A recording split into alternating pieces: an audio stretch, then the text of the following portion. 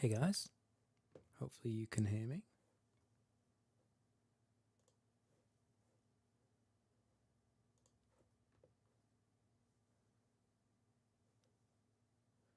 Okay, and we are in the game. Great stuff. Oh, and chat's working now as well, I think.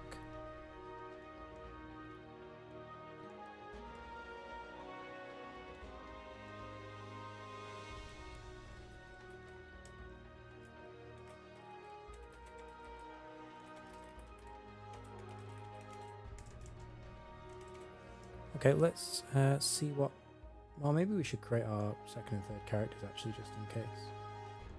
Maybe that would be a good idea.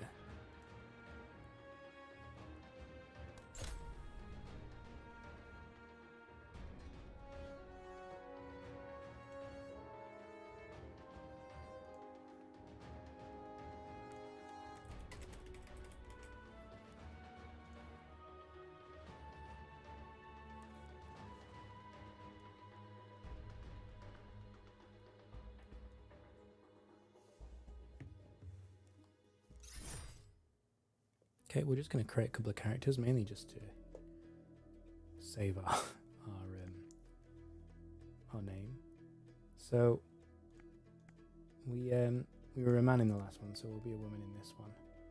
We have red hair. That's cool. Just be like that. Yeah. Okay. We can't have a beard, I guess. We have glasses. Let's have an eye patch. Why not, eh? Sure. Like Auburn eyes. Jaw.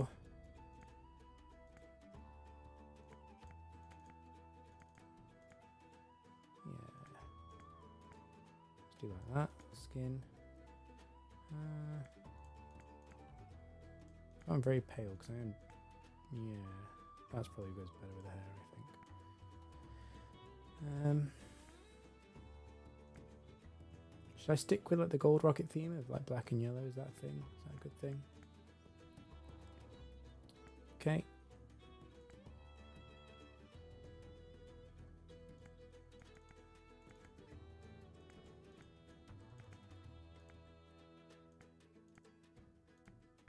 Let's do like that. Okay, finished. Pick a name. Gold rocket. Oh, someone's taken it. Oh, who's taken gold rocket? That's so sad. Okay, let's do gold rocket number 1, I guess. That's a bit of a shame. Okay. And we'll switch now to our main character. I just wanted to bookmark the name, but I was too slow already. That was a shame. But I did get gold rocket here, so that's okay. Oh yes, I forgot. I left AFK, so I got some XP and some money. Great. How's the game sound? I think I've set it up okay, but let me know if the game sounds too loud.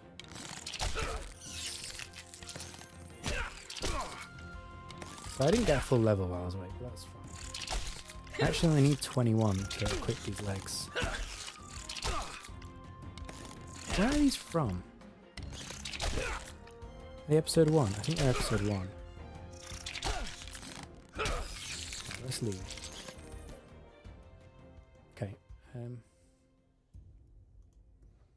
Right, let's get back to episode 2. Where we left off. Oh, I can teleport. I don't know why I'm messing around here. Okay, let's sort out my equipment first. So I go to the quartermaster. I can deposit this. And I can withdraw my Hope Forest equipment. What's my best one? Oh, that one, I think. Yeah, that's better. The shield, maybe. I'll just withdraw them all so I can compare them.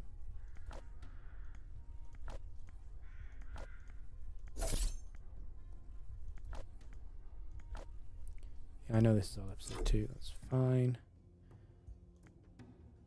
Okay, let's go to the new place so I can see the stats on these things.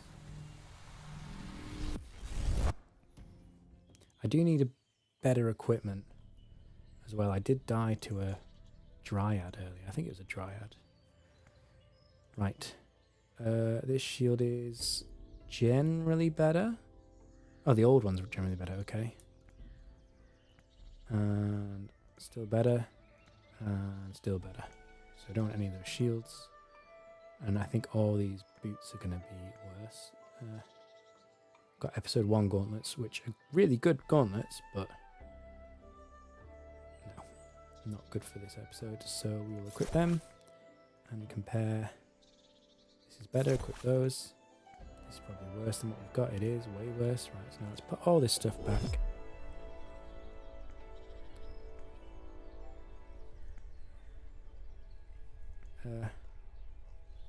Sorry, deposit. Right, let's put all this stuff back in the quartermaster. I should sell some of this actually. We'll come back to that. I mean, you don't get much for selling items to the quartermaster. I kind of want to sell them to the players when player-to-player trading comes out. Oh, I've angered him already. He's trying to die this time. I should have made some health potions, shouldn't I? That would have been a good idea. Alas, no.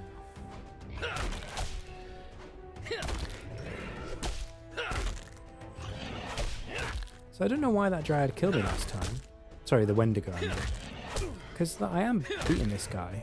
Maybe he just got really lucky. I'm not sure. Oh, yes! Oh, that's great. I needed a torso.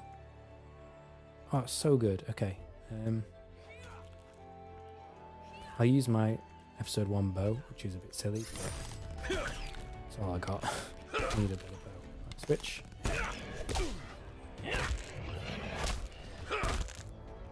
Right. I've probably got good enough equipment now to go and kill that monster, but I'm just trying to play it safe and see if I can get a better weapon. I'd love a better bow.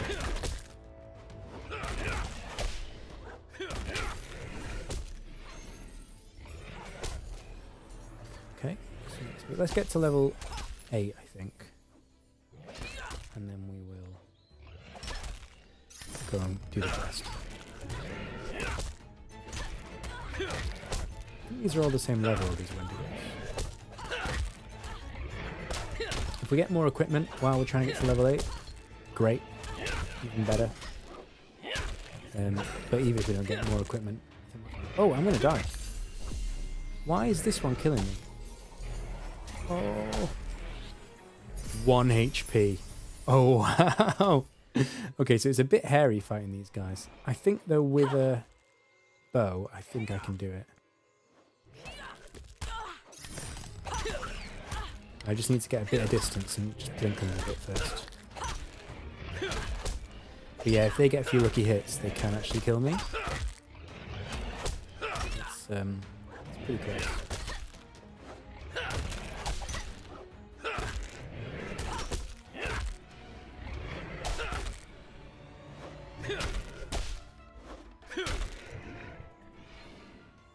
Okay, oh, we got the bow. Yes.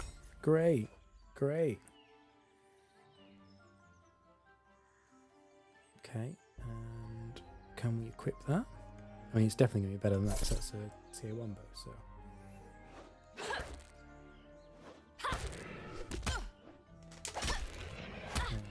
And we'll send this back to the bank. Oh, hey, Anonymous. Is that your actual name, Anonymous, or are you just remaining anonymous? Yeah, thank you for joining. Really good to see you. Glad to have you here, dude. Oh, we're in combat again. We might have to run because we didn't get any bow shots off before we attacked us. Because we were too busy in the bank. Let's see. This kill might get us to level 8. Yeah, we're winning, we're fine. I don't know whether some are stronger than others. I don't think they are. I think it's just luck. I think if they get lucky hits in, that's it. Hey, very nice, level 8. Now we've unlocked the Vipers, so we can attack the Vipers. I don't really feel good about attacking the Vipers. I think I need a shield, which I have actually. I have a shield. So I can use the shield against the Vipers somehow. I'm not sure how. Remember we saw that in the demo? He was running along and defending himself with a shield. Okay, we'll look into that. But right now we need to go and try this quest monster. Oh, excuse me, I got the hiccups. So I think they're in this clearing here. Oh, I should have got a cape as well. I think I can qualify for a cape now. Is this the right way? No, I've gone the wrong way. Okay. The next one. This one. Oh, the Dryad is the friendly one. Sorry, not... Yeah, I was thinking of Wendigos before. So there's a nice Dryad here and a crazy deer. Mutant stag. Let's attack it with my fancy new bow. I think I can do this. I've got... I nearly killed it last time. And I had all tier 1 equipment. So now I've got episode 2 equipment. Should go a lot better.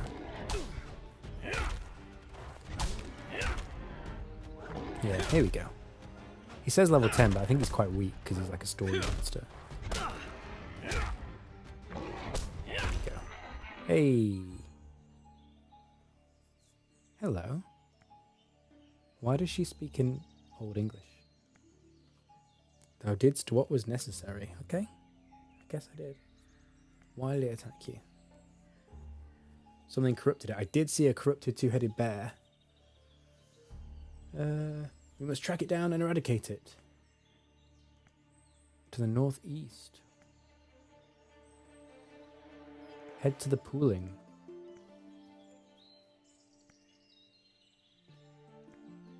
Okay, I'm ready to go. Where's the pooling? Look for a trail where the orange irises grow.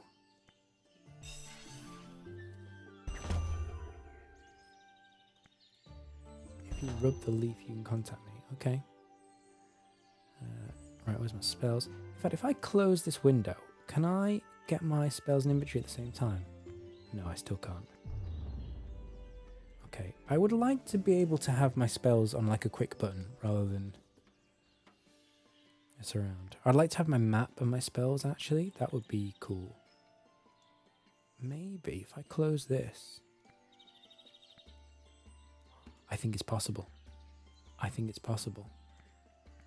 No, it's not. Oh man, it got my hopes up then. Don't know why you can only have one of these open at a time. But hey ho, never mind. I think in the future they'll add hotkeys for these spells. And maybe even a little bar here. Right, so I've got to go north where the orange things grow. I think that's actually over here. Oh, actually maybe I'm wrong. Hang on, where's my map? Where am I? No, it's not here. Okay. What did she say? Oh. Nullify the corruption. Due north from the Dragglade as the crow flies. Orange irises. Okay, I think that's where the bear was, but maybe not. We'll see.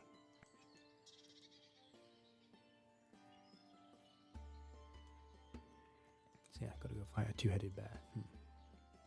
I wonder if these moss monsters will attack me when I'm a slightly higher level. Because they don't look like they would be passive creatures. But, I don't know. They don't attack me in the moment. Right, I think it's up here. Does anyone know what this number means above people's heads? It's not their level, because they're higher than level 10.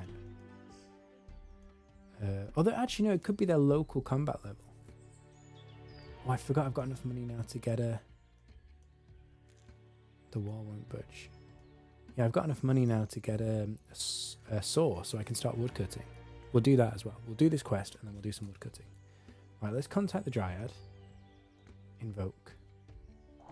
Pretty sure I'm here, mate. I think I'm in the right place. Hello. I found the orange irises. Now I shall make it so that you can see the portal to the pooling. There we go. Looking good. We're making progress. Let's go through here. Oh, this was in the demo. And there's 3 pools, so this is where you pick your class, right? Cryo Knight, Guardian, or Hammer Mage. I mean, I'm gonna pick Cryo Knight because they're clearly superior.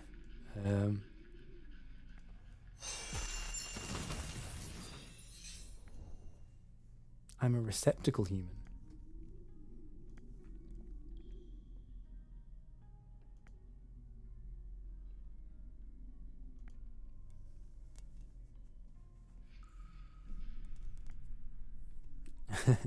Tempeste or Cryone.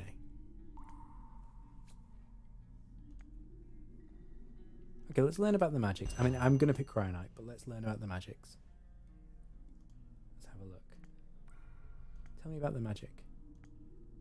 Oh, we use weapons and armor made from stone, especially hammers. Lots of hammers. So, stronger against Cryonites. This is like the Pokemon circle. Grass beats yellow, which beats blue. Guardian. Weapons and armor crafted from bone. Oh, I saw lots of bones. Magic of nature. Weak against cryo. And then let's talk. I mean, actually, I know a lot of people are picking Hammer Mage, so if you ever do PvP, it's probably better to be a Guardian. But, yeah. Because many people are not... Actually, a lot of people are picking Cryonites, so maybe Hammer Mage is actually the meta play, because not many people want Guardians, because their name's not as interesting as the other two. But we'll see. I want to pick Cryonite anyway.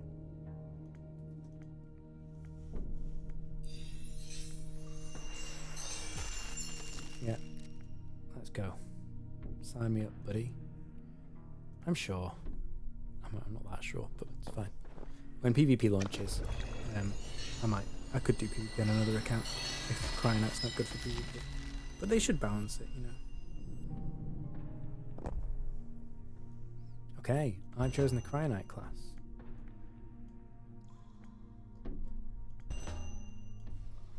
Okay.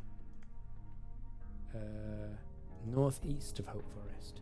Oh, so when I went up there before, I got turned around because I didn't have like Cryonite powers, but now I can go through that weird place without getting turned around, I think.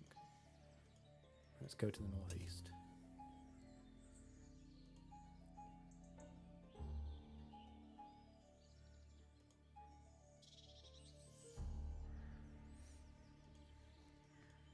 Righto. Past the mossy boys. Is that guy doing a level? Oh, it's a level 2 tree. Fair enough. I thought it was like a high level. Brigands. I've gone the wrong way, I think. Yeah, I need to go all the way up here and then east, I think. I'm a bit worried that I'm not high enough level for whatever fight awaits me. We'll soon find out though. Road to nowhere much. You forget what you're doing and turn around. Okay, so that's not where I was supposed to go. Northeast. Okay, I guess it must be this way then. What's up here? That's a... No, it's not a dead end. Oh, it was locked before. Oh, it's still locked. Hey, Dryad. Where do you want me to go? The Dryad does not respond. Somewhere in the northeast of Hope Forest. In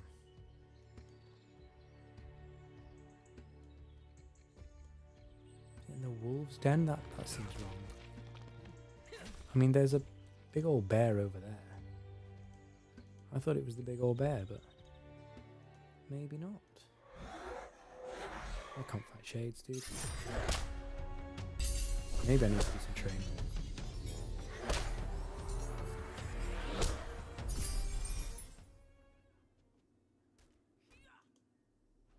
Oh, this guy's training hard.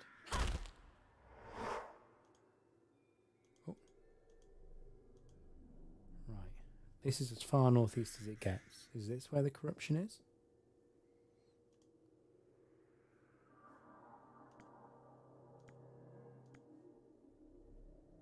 It does look a bit corrupted here, to be fair. The Dryad does not respond. Right, I'm going to go do some wood cutting, I think.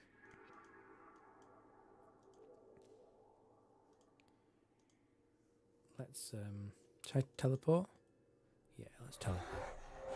Oh, no, no, run, run, run, run, run. No!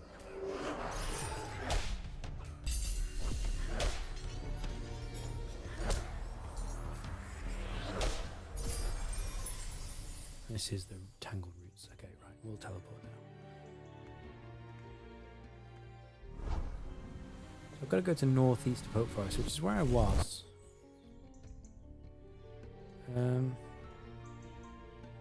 I want to do some woodcutting. Why not, you know? I'm going to need the skill anyway. It'll be handy to get through those roots. Oh.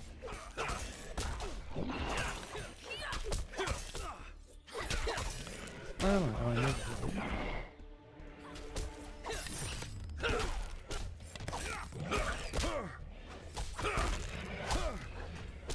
What did I unlock at level 8? Here it is.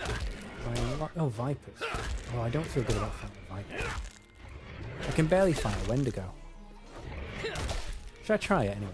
I mean, the worst thing that can happen is that I die. I don't lose anything if you die, not as far as I can tell. Oh, have I not been here before?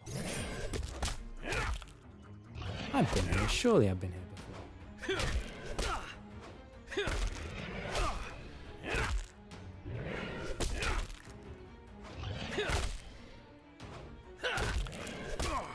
Oh, this is close. I think I've got this. It's super close. It's just a coin flip now. Yes. Oh, just. That was too close for comfort. Go, go, go, go. Okay, I'm not even going to that. I can't.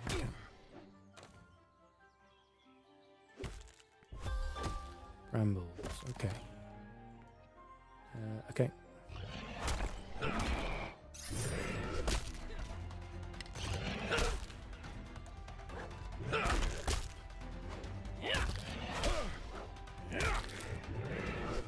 I might have to run. Feels like these Wendigos are stronger than the other ones. Maybe I'm just getting unlucky, I'm not sure. We got this. Oh, boots, yes! Actually, I already have boots, but I think these are better boots. No. I mean, they're plate boots, which you would think would be a bit better, but...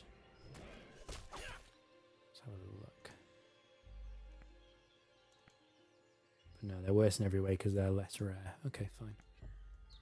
Oh, there's more things I haven't looked at.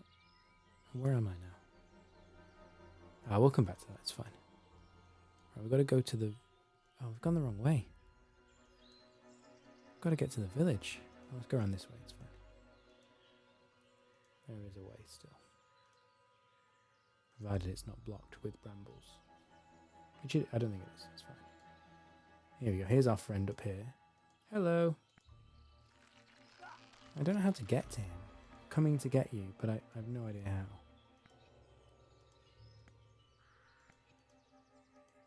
Oh well, I'll come back for you, mate. Don't worry. Just hang tight.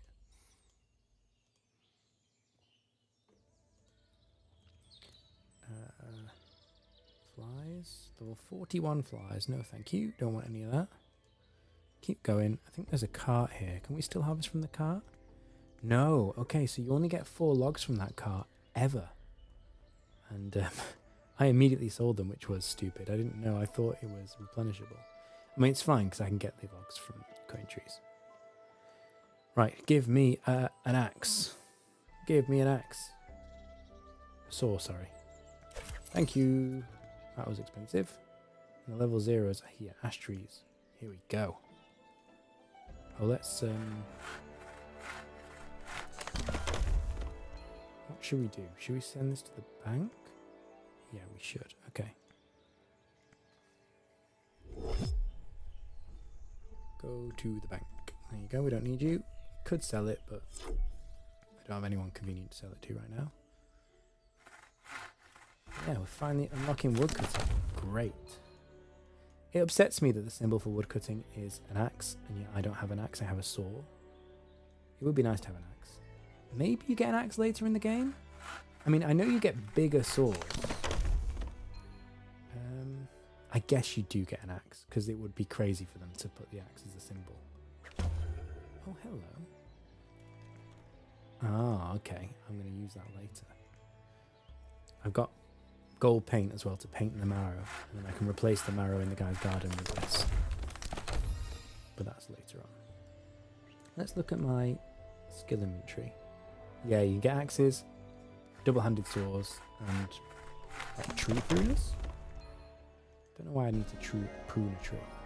Level 1, okay. I need level 2 to do anything interesting. So we'll do this to level 8 so we can get through the brambles.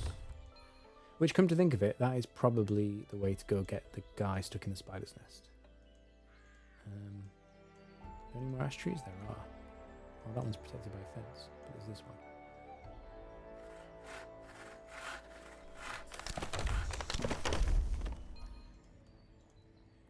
I like this. You can just go around in circles and harvest this area. The other places you have to go between different rooms. This one, it's all in the same room because there's so many ash trees here.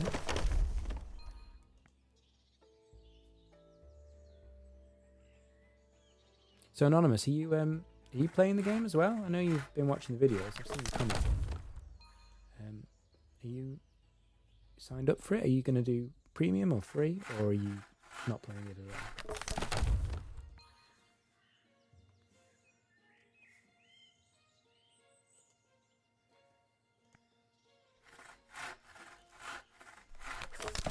It'd be interesting to know what you think. Also, like, if you are playing the game, what kind of content are you looking for? Do you want like guides or something, or what people are after really? I think, you know, people just like to see the content, especially for like the free-to-play players want to see the premium content, and I think a lot of people who are not so far into the game like seeing the content in future episodes. So I'm just trying to show it off for now. Hey, we can get oak logs. Great. That's really good, actually. Let's do that now. I think, oh, is oak far away? Pine. Can't be that far, can it? Oh, it's quite far. Okay, let's chop up these logs.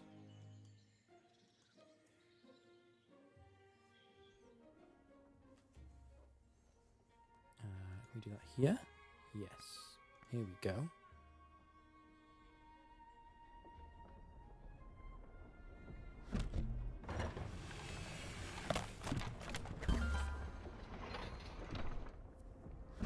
Okay, just free to play. Yeah, I think that's smart, because the first 2 episodes are free anyway.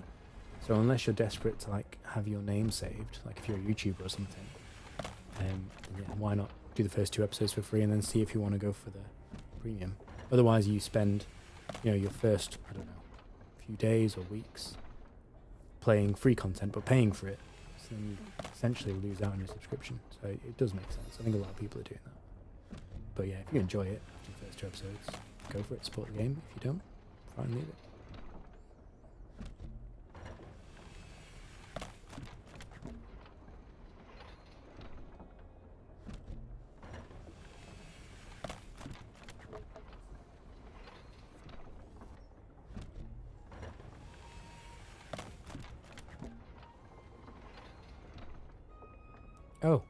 Oh, I just know you get like 4 planks for every 1 log you cut. Okay, so let's deposit that here. Hang on. Oh. What do I do with the planks? I must have somewhere I can deposit the planks, right?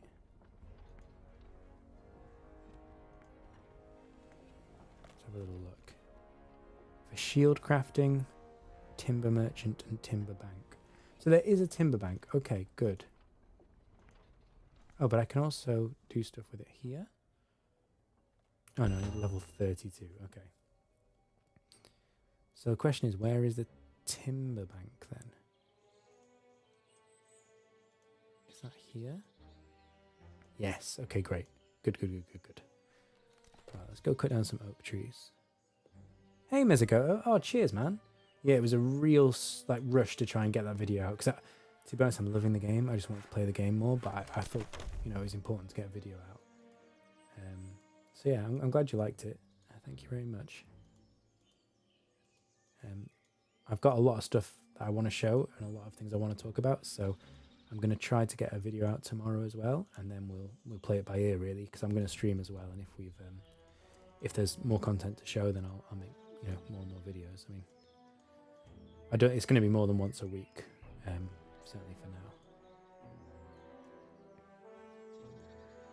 I guess you're home from work now. Have you got a chance to play anymore?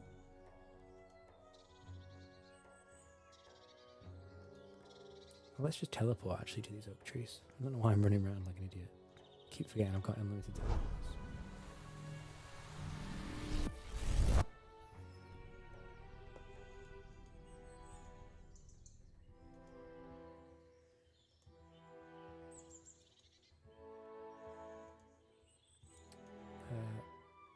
Right, the oak tree was close-ish to here, right? Yeah, up this way. There's an oak log actually, which is different. I think that's for foraging or gathering in this episode. Let's have a quick look. Oak log. Can I scan? Sense. Oh no, it is. Yeah, I can. Oak tree is brilliant. Oh man, you just got home. Oh yeah, because you're not in my time zone. Fair enough. You've got plenty of the day left. Don't worry. To enjoy the game.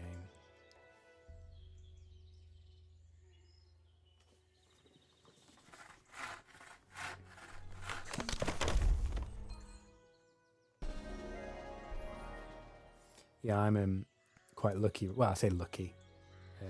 My wife's away with the baby visiting family. Wasn't planned for this. It just happened to be that it aligned with the launch date. So obviously I miss them when they're gone.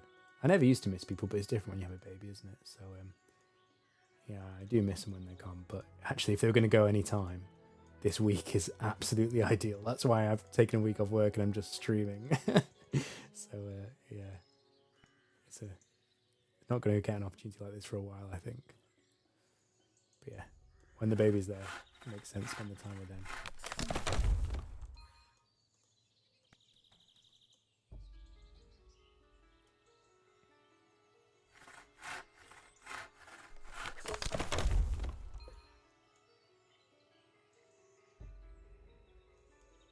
Man, we're going to hit level 4 so quickly.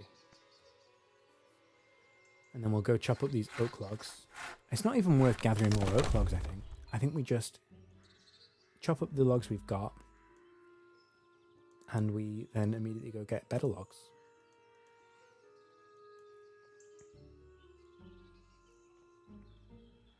I wonder if later in the game they will add like better tools. Because there's 4 tools here. So obviously I'm going to be able to buy these other tools. But I wonder if you can get like an upgraded saw. I think that's going to come into the game at some point. Maybe not in the first 4 episodes. But I feel like they are going to add that. That item progression.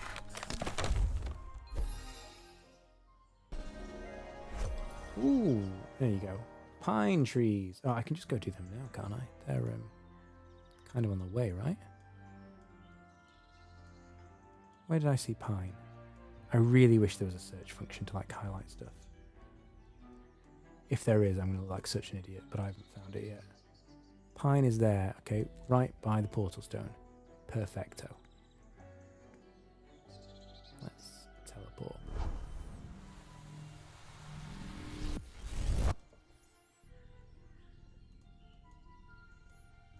Oh, let me know your in-game name, by the way, Mizugoto. It'd be cool to add you as a friend, because I know it prioritizes friends. Like if you're in the same room, it will try and get you in the same instance if you're friends. Or you can just add me Gold Rocket, all one word. I don't think it matters about capitals, but it's capitals. Oh, I might die. Oh no. I do have flashbacks here of when they killed me. Too high level for me. That's great. Oh! Haven't actually unlocked anything. Right, I think the pine is here? No. Yes, yes. Okay, great. Oh, there's no lumber bank here. Oh, I need a hatchet. No. I need to make more money. Okay, let's go fill our... Let's kill this Wendigo. And then we're going to fill our inventory up with oak logs. Chop them all up into planks. And then sell all the planks. I don't think I can do anything else with them at this point. So I'm going to sell them to try and make some money to then buy an axe.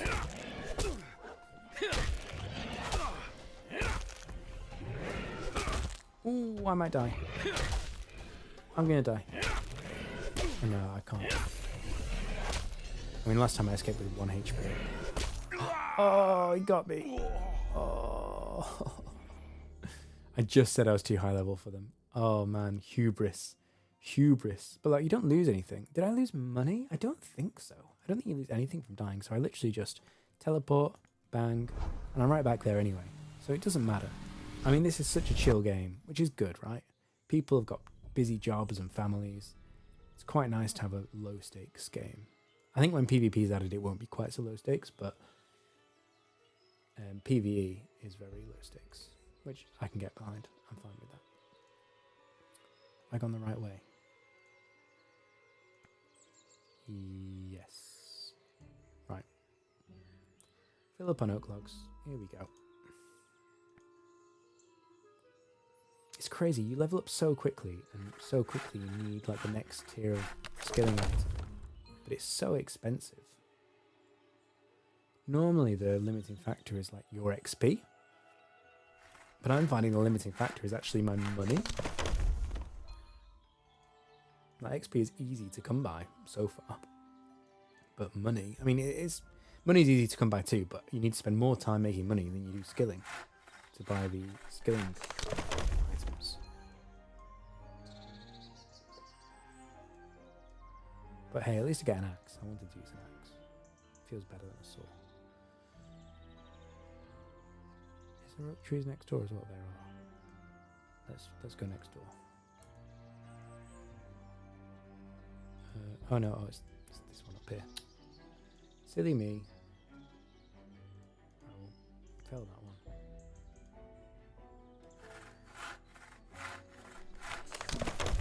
I'll go through 2. Do this.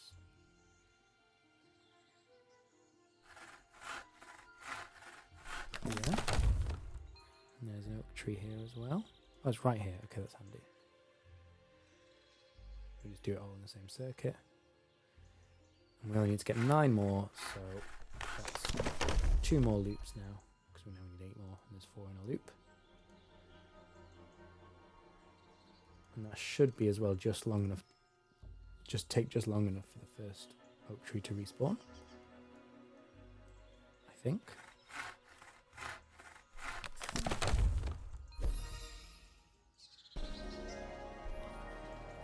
Does leveling up your skill make it faster for you to gather, like a lower level resource? I don't think it does. Like in most games you would, like if I was level 99 woodcutting, I would fell this tree very quickly. Whereas in this game, I think it just takes the same amount of time no matter what.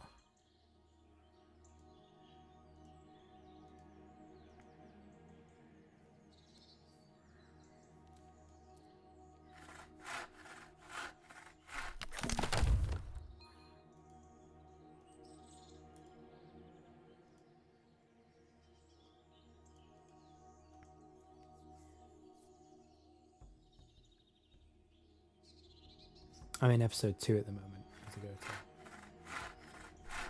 It's, to get to episode 2, you have to get like a hope pot level, which is like a kind of a total level almost of level 60, which sounds like a lot, but you just spread it across all 5 skills, and it is really quick to get to level 12. So you can kind of beeline it. I really like this actually. The map is huge. Like, I think it's big. It seems bigger than Hopeport. I thought episode 2 would be like an add-on, and episode 1 would be the biggest, but no, episode 2 looks bigger to me. Certainly similar in size. But yeah, it was a surprise because when you get to episode 2, you probably know, people are talking about it. You have to your episode 1 equipment is really ineffective, so you have to get low equipment by killing local monsters because your episode 1 equipment doesn't do much at all. And you have to get new skills as well. So like obviously the new episode unlocked new skills. So you've got like gathering and woodcutting and carpentry, which is great. But you've also got a new combat skill, and that's the skill that's used to fight the monsters in this area. And people are getting really upset about it because they're saying it resets their progress. But it doesn't, because this level still stays there and that still works in Hopeport. And it's actually quite nice to have a bit of separation. So, I mean, I'm going to have a bit of a think about it and then probably do a video about it tomorrow. It's just certainly weird, and it'd be interesting to understand why Andrew Gower and the team designed it that way, because it's unusual. But I'm open to it, actually. I quite like it. I mean, if you grinded out like 99 guard levels and then came here, I can see why you'd be upset. But yeah, I think it's okay when you get over it, and you sort of get used to it. Yeah, it's certainly different. There's a lot of weird quirks to this game. It's not like, oh, I'm going to die again. Oh no, I just moved. Yeah, there's a lot of quirks to this game that you wouldn't see in other games. But I can get behind it, you know? Can I send this back? And to be honest, a lot of those quirks, I'd say most of them, I actually like. I think they're clever game design that other games don't have. Did someone leave a battle axe on the floor? They did. Okay, I'm going to cast my spell again.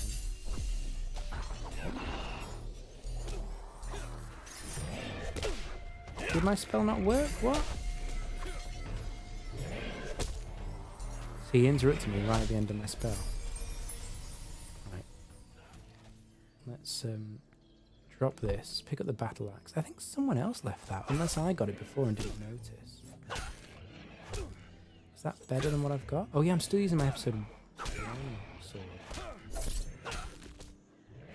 Right, I'm send this back to the bank. Deposit.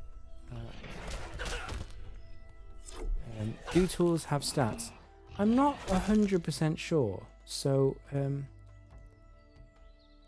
yeah. Sorry, let me just look at my weapons. So, yeah, I did have a episode 2 weapon, but I still had a secondary episode 1, and now both my weapons are episode 2. But yeah, do tools have stats? So if we look at the tools, so if I go my wood cutting, for example, my axe, it has these numbers here, and I don't know what they mean. So a 1 star and a 0 red diamond, I don't know if that's some kind of stats or not. So as I level up, I'll get I'm about to get an axe, and I'll get this other equipment, and I reckon in the long term, you'll probably have the opportunity to upgrade your handsaw and your other tools to like higher stat levels, but I don't know. There's no clear stats, although if I hit info, it says a bit rusty.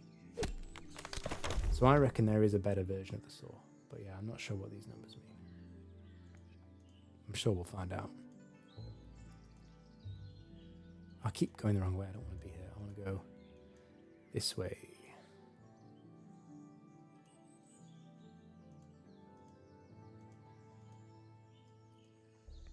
So we're going to cut these logs up. I'm such a hoarder. Like, I've got this fish in here that I've had for ages, and this potion that I'm supposed to use for the quest, but I refuse to because I'm scared I'll need it another time. But it's taking up this valuable inventory space.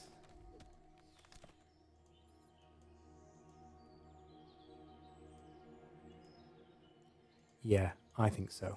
I think when you upgrade the tools, it'll increase the proficiency. Either make you faster to gather something, or maybe you get more of that item when you gather it, or maybe both. But yeah, I think you're right. I think it'll be something like that. I've gone the wrong way again, haven't I? I have. This is the way to the ferry. I need to get over here. These woods are a bit of a maze.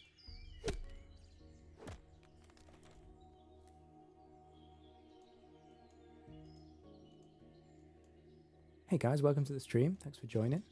Really good to see you. Today, I did stream earlier today, so this is technically my second stream ever. But yeah, I am new to this, so do let me know if the sound quality needs sorting out. I think I've got the settings right, but I can change the mix a bit. Let me know if there's any issues. I'm happy to tweak stuff.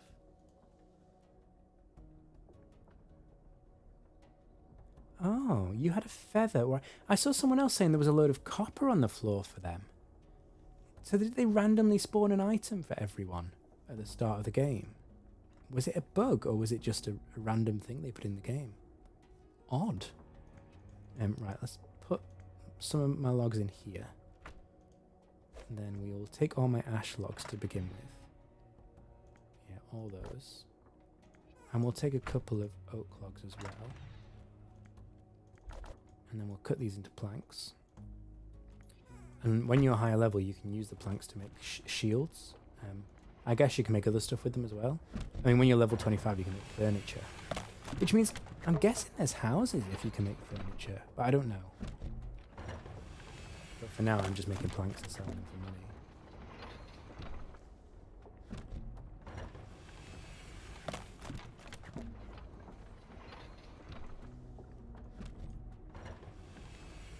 I bet this is an AFK activity you can do when you unlock enough knowledge points. Oh, I need to do my oak ones. Oh, I need level 2 art carpenter. Oh, okay. What can I do with these planks? Will you tell me? Oh, I can fix the ferry. I forgot about that. I can make weapon parts or small household items at the workbench.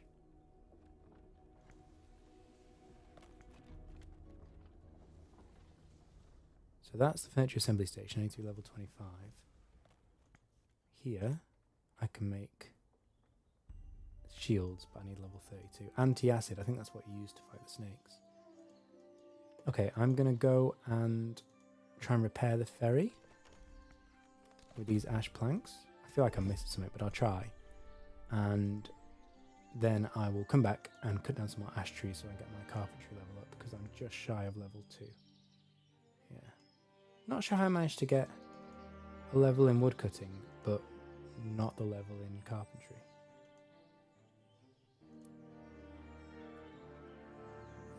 Yeah, I mean, the fact that furniture is in the game, like, implies to me that there will be housing, but I don't know. I think it's certainly not in the first 2 episodes. Gone past it again.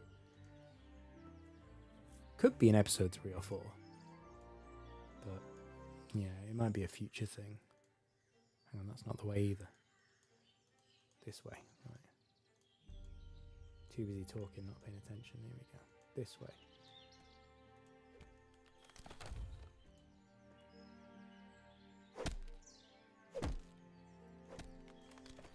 I mean, how would housing work in a game like this? Because you'd have...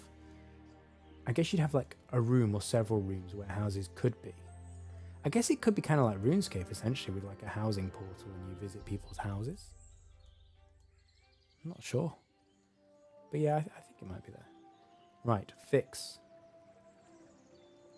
Oh, this is interesting. Where will the ferry take me? Look at that. Do I get XP for that? No, okay. Right, can I go on your ferry? He's going to charge me now, isn't he? Sure, no problem. You fixed it. Oh, this is exciting. Oh no. Oh no, am I going to have to fight something? I didn't think about this.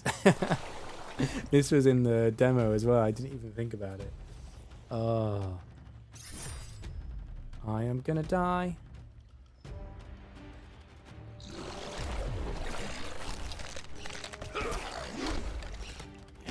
So this is like a shield, I think.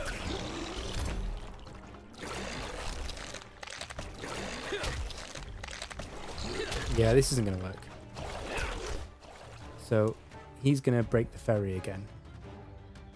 And then I'm going to have to rebuild it. Oh, but I can fix the boat. Does that take planks? No. Oh, okay, so when that flashes, you've got to move.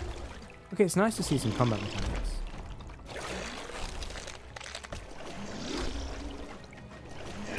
Okay, so when the planks flash, move. And then go and hit him after he attacks the boat. Yeah, I've not played Final Fantasy 9. Sorry, 9. Final Fantasy 14. Oh, move. Yeah, I've not played it. But yeah, I've seen videos about it. So, yeah, renting plots would work in this game, I think. It's him. Man, am I going to kill my first boss? I really didn't expect to be fighting a boss right now. Cool though. I'm glad that I thought this early in the access there wouldn't be like even simple mechanics like this, but yeah, there is something to the combat in the game that's good.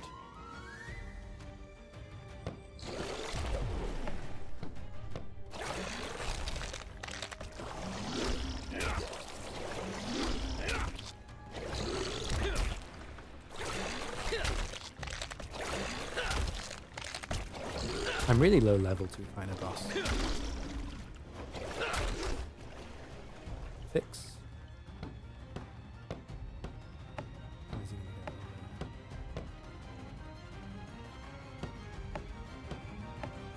gonna go? Yeah. Yeah, high level combat here. I mean, it's nice that it's just a bit of variety from just like click on the monster and leave it. At least you have to do something. But yeah, they have said, you know, there's going to do a lot more work on the combat in this game.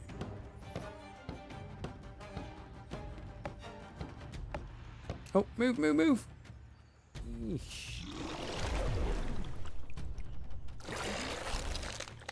Okay, he's on half health. I think we got this. Unless there's some like second stage or he gets stronger. We should have this. And I hope I get so much XP from this. I want carpentry XP as well, not just combat XP, but maybe that's just wishful thinking. Oh, it looks like he'll go to wherever you are, maybe? Oh no, he won't. It's random, okay. It's fine then. It's him.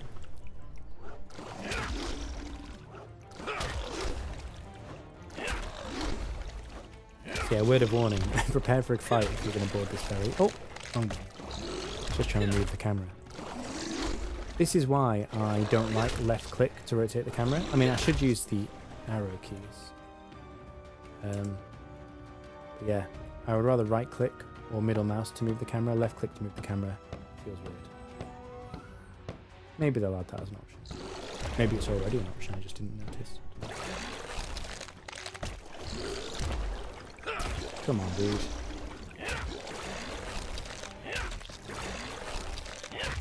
It's funny, you get like a level 5 weapon, and just because it's common, your uncommon level 0 weapon is automatically better. That feels a bit strange.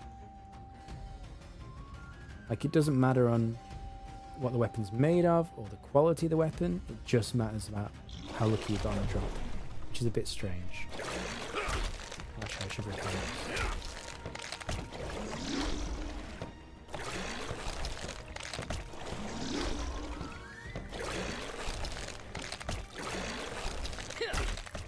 I won't get him this time, but I think next time.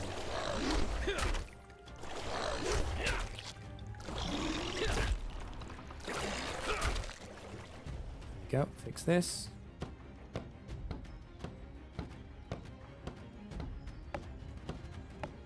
Move! There we go.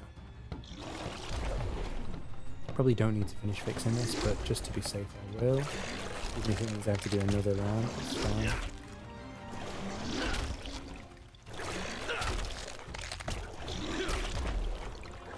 The question is, do you have to fight this new every time you cross the ferry? Or is it just the first time? Come on, we got this. Hey!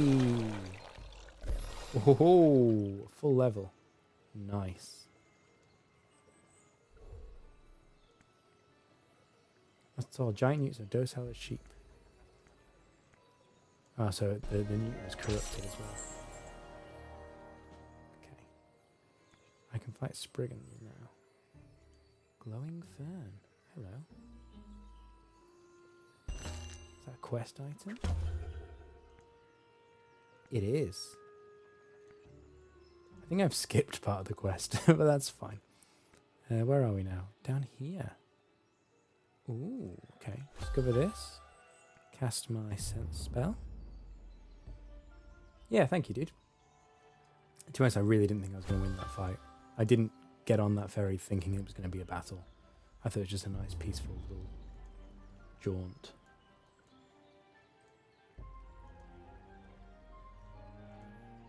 Yeah, first boss fight won. That's great. Oh, this is cool. More ruins.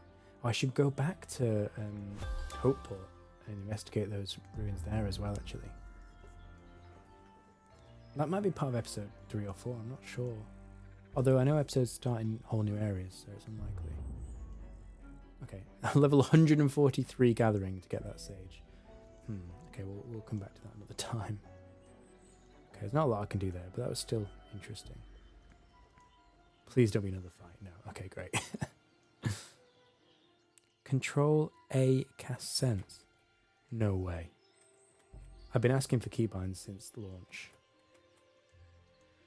It doesn't work for me. Sonic's not a really open world from what I can see. Sonic's. I guess that's autocorrect. It's not really well. I mean, I think it is, right? I mean, it's divided up into rooms, but I mean, it's the same in any game, right? It's divided up into, like Minecraft is divided up into chunks, and you know, even like Skyrim is, you know, you can't see it, but it's divided up into different sections, and there's secret loading screens. I mean, if you remember Oblivion, you actually used to see the loading screens between the different game areas. Skyrim, obviously, the loading's quicker, and you see how quick it is to go between rooms here. So I mean, I think it is open world. The definition of an open world is, you know, you can go anywhere you want on the map and kind of go where you want whenever you want, which is essentially what you can do, except for the fact that the story unlocks like new big areas. But in general, Control S does nothing. Control S? Control S is sense. Thank you. Control S is the key. Oh, that's so good. I've been asking for that for ages. I didn't know it was already in the game. Oh, now I don't have to keep flicking back here. So does Control Q do Quartermaster? Control T do... No, okay. That was too much to hope for. But Control S is great. I don't know why I'm here. Oh, I was going to get some more ash trees, wasn't I? Level up my carpentry. I think I just need one. Thanks, Mezigota. That's a really good tip. Where's the world map? Sorry, Chase, I missed that. Thank you for watching, by the way. It's really good to have you. So you can click this little button here. So if you hide this, there's a button here that shows the map. Or you can take... I prefer to have this kind of bar out here. And then you literally just scroll around. You can't scroll... You can scroll in. But yeah, that's as far out as it goes. But you can make it a lot bigger. I think it's the same. If I hide this and do that, yeah, you can make it fill the whole screen. So that's the world map. So this is episode 1 here. And this is where you start. And then this is Hopeport, the surrounding area. So episode 1 ends like here. And then when you progress in the story, these gates open. And then you unlock episode 2, which is all this, plus a bit more because I haven't unlocked the areas here. But I think it's actually bigger in episode 2. There seems to be a lot more space here. And there's a gate here, which is locked, which I think might be a future episode. And yeah, this is Mines in Mataban here, so I think that's episode 3. But yeah, that's the map. Let me resize that now, back down to there.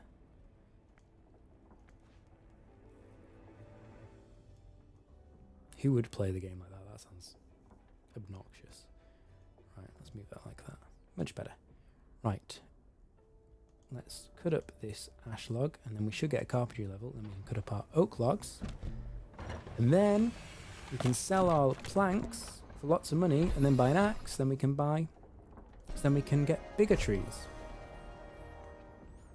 The reason I'm doing this is just to be able to hack through the vines. That's the only reason. Okay. Get a few more logs from our storage. Oh, we have pine as well.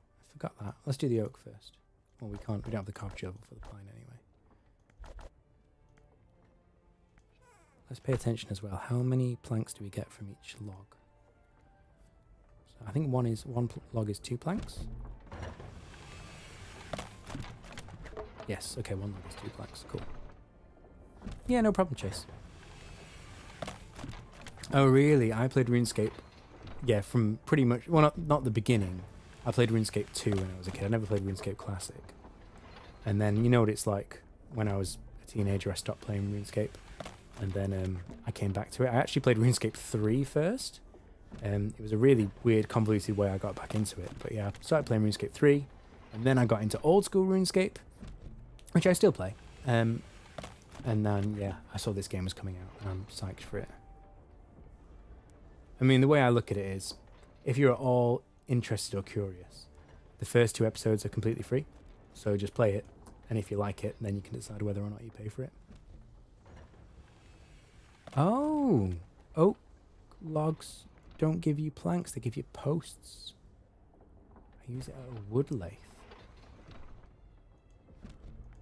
Where's the wood lathe? Oh, it's there. I didn't even notice that. Wood lathe. There you go. Great.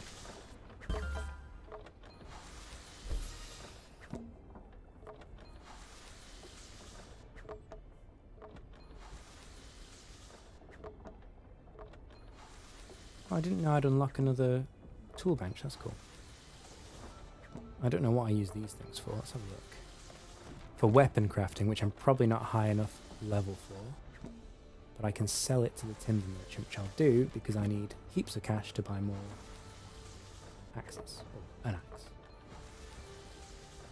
I found that, I was just saying earlier before you joined, I found that's the limiting factor, is getting money for the skilling equipment. Like, XP isn't hard, it's literally just getting enough money to buy the next tier of axe or whatever. Which is weird, but fine. It is easy to get money in the game. Right, I'll deposit all this. Or should we just sell it? Who's the timber merchant? Are they in? I think they're here. Let's just sell it. Yeah, we don't need any of this stuff. We can always get more. Trade. No. No, you buy the lumber. So where's the timber merchant? Is this the timber merchant? No, that's just someone's house. Hello. Ghosts or bandits? Okay, goodbye. Oh, I forgot there was a quest to find out what was going on in the village. It's weird, they said that people were being attacked and then no one really seems to know about any attacks. Can I steal your money, please? Just introduce myself as a member of the guard and then immediately stole their money. Yeah, where's the timber merchant? I'm trying to make all this timber to make money to buy an axe. I don't even know where I'm going to sell it. Oh, it's up there, I think. Yeah, I think it's here. Timberwell Supplies, maybe. Okay.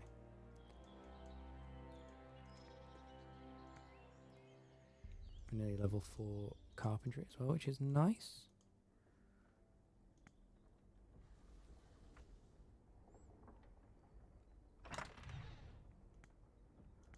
Why do I have pine logs? How did I get pine logs? I don't have an axe to get pine. That's strange.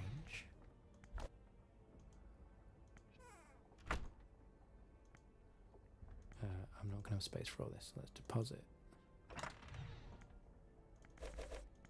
That many. I think that should be fine.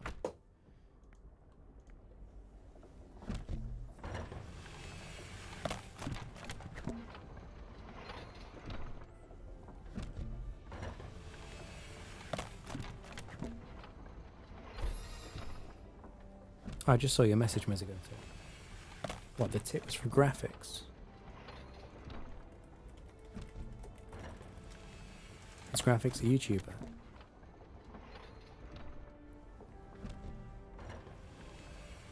look into this.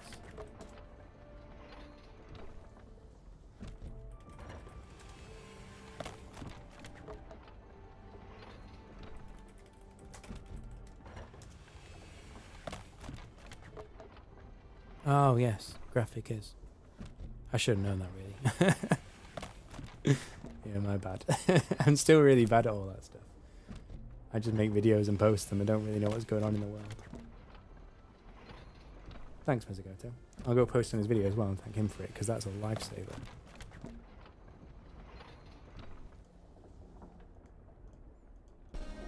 Oh, level 4. Nice. Yeah, Control S. So useful. It's funny because people are on Steam as well, posting saying, oh, we need keybinds in the game. And they are actually in the game, it's just people don't know. At least some are.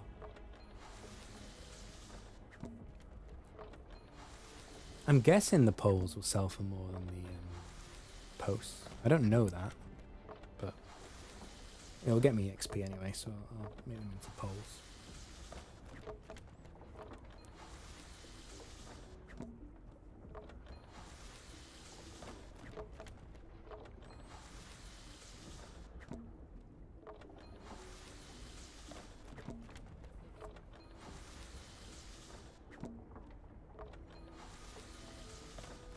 We got a few quests going.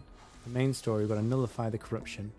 It said I had to go to the northeast of the forest, but I went to the northeast and there was nothing there, so I think it wasn't the far northeast, so I'll go back and do that when I'm done with the woodcutting.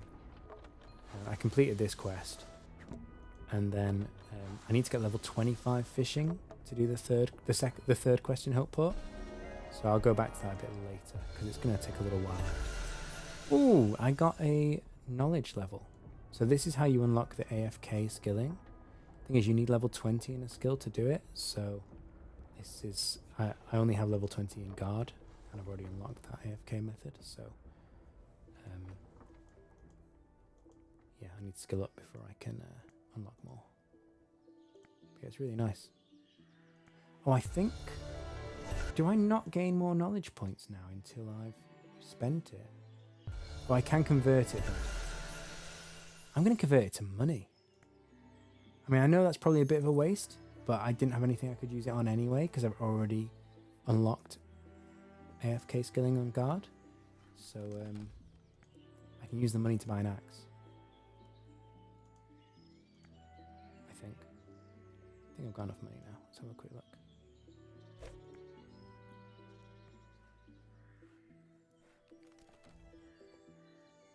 Hatchet. Oh no, I don't have enough money. Okay, fine.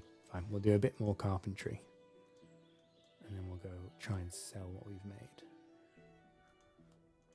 I'm quite looking forward to making my own equipment. Yeah, that surprised me as well. Knowledge. So it's actually quite a good mechanic. I think it basically stops you just creating an account and then just setting it AFK all the time.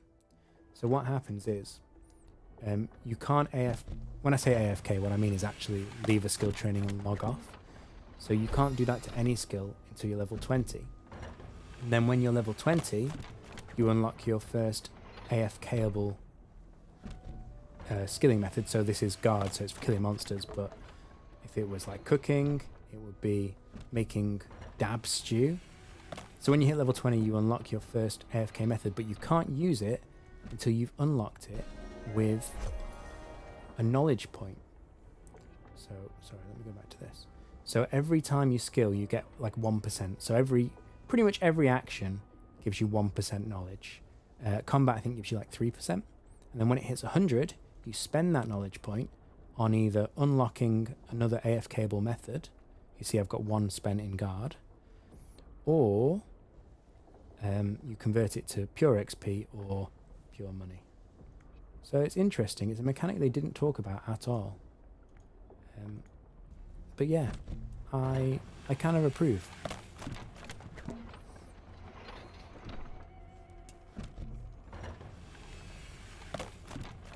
I did do AFKing, so I did when I went to eat my...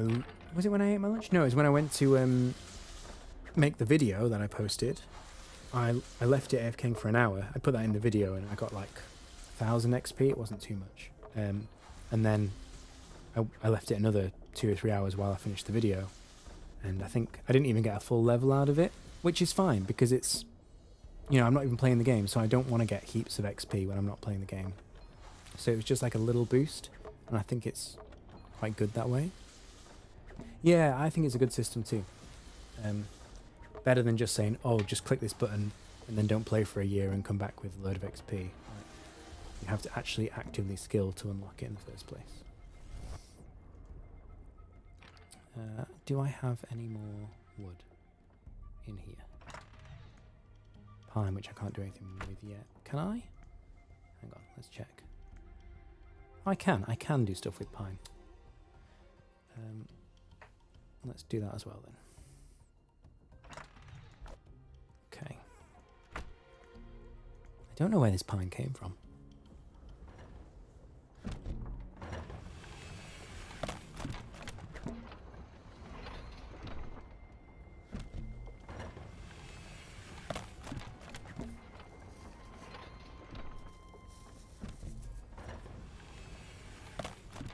Righto.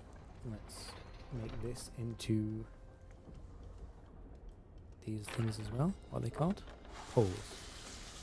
So these are coarse poles, so I guess you can sand them down into like smooth poles when you're higher level.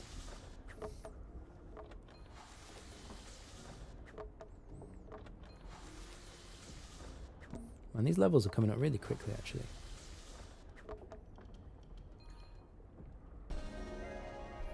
Nice. Okay. Now we'll see if we can sell this somewhere. I hope we can, because we really need the money for an axe. Is there a skills page that shows stats and names of skills? Yeah. Yeah, I'll show you in a moment. Let me take all this. So if you go up here, and this is pretty customizable, like you can move these icons around. But yeah, this little picture here, which is it a hat? It's called professions. So you can see your professions. So here are the professions in the different episodes, and then you can see, you can see your current level in each profession. You can see your total level for that area, and then you can click on them, and you can see. Well, maybe combat's a bad example. So that combat skills show you everything that can attack you, and you can attack them. I think. The other ones just show you your total XP. And you scroll down. I didn't realise this for ages actually. I thought it just had the top level, like this said brown kelp for ages, and I thought, oh, what's all the other stuff? You can scroll and then it shows you. So this shows you everything you've unlocked and everything that's unlockable in the future. So you see this goes to, oh wow, 500. Yeah, so you can scroll through them like this. So it's not like a separate menu, it's just a pop-up, which is quite nice.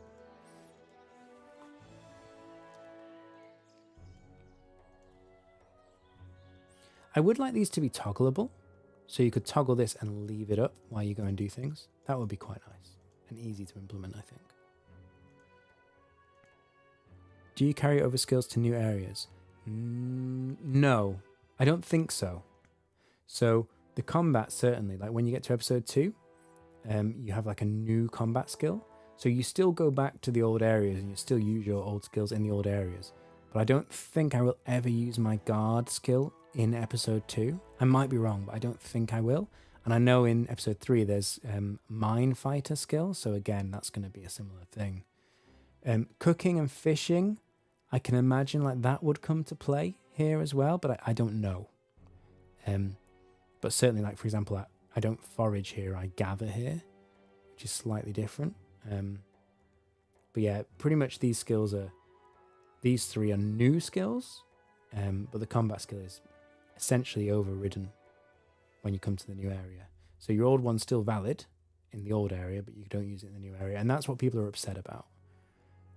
But actually, I kind of like it because it keeps the content fresh, and it means if you ever go from it means it keeps like episode 1 content still relevant for episode 1, whereas in a lot of games, you'll go through to episode 4, you'll get like the best in slot weapon, and then all the stuff in episode 1's redundant, whereas now episode 1 is still kind of worth it in and of itself. but I understand why some people are put out about that. It really confused me when I came here and found out that, like, for example, my helmet, it has like very limited stats now because it's an episode 1 helmet. I have to get new equipment here. So this I still use, and look, if I go to my like my bank, I love the fact that you can remotely access your equipment. So if I go here, there's the bank is divided up into equipment for each episode. So I could, I'm not going to because the hat still gives you some protection, I think, but I could deposit that. Well, I will do it. Deposit the hat, and you see I can withdraw it, and that's gone into the Hope Port slot. Whereas if I deposit my two-handed axe, that's gone into the Hope Forest spot, and then I just withdraw them. Oh my! I have to equip it because my inventory's full. I'll equip this just because I don't have an episode 2 helmet for now. But yeah, eventually I want to get an episode 2 helmet.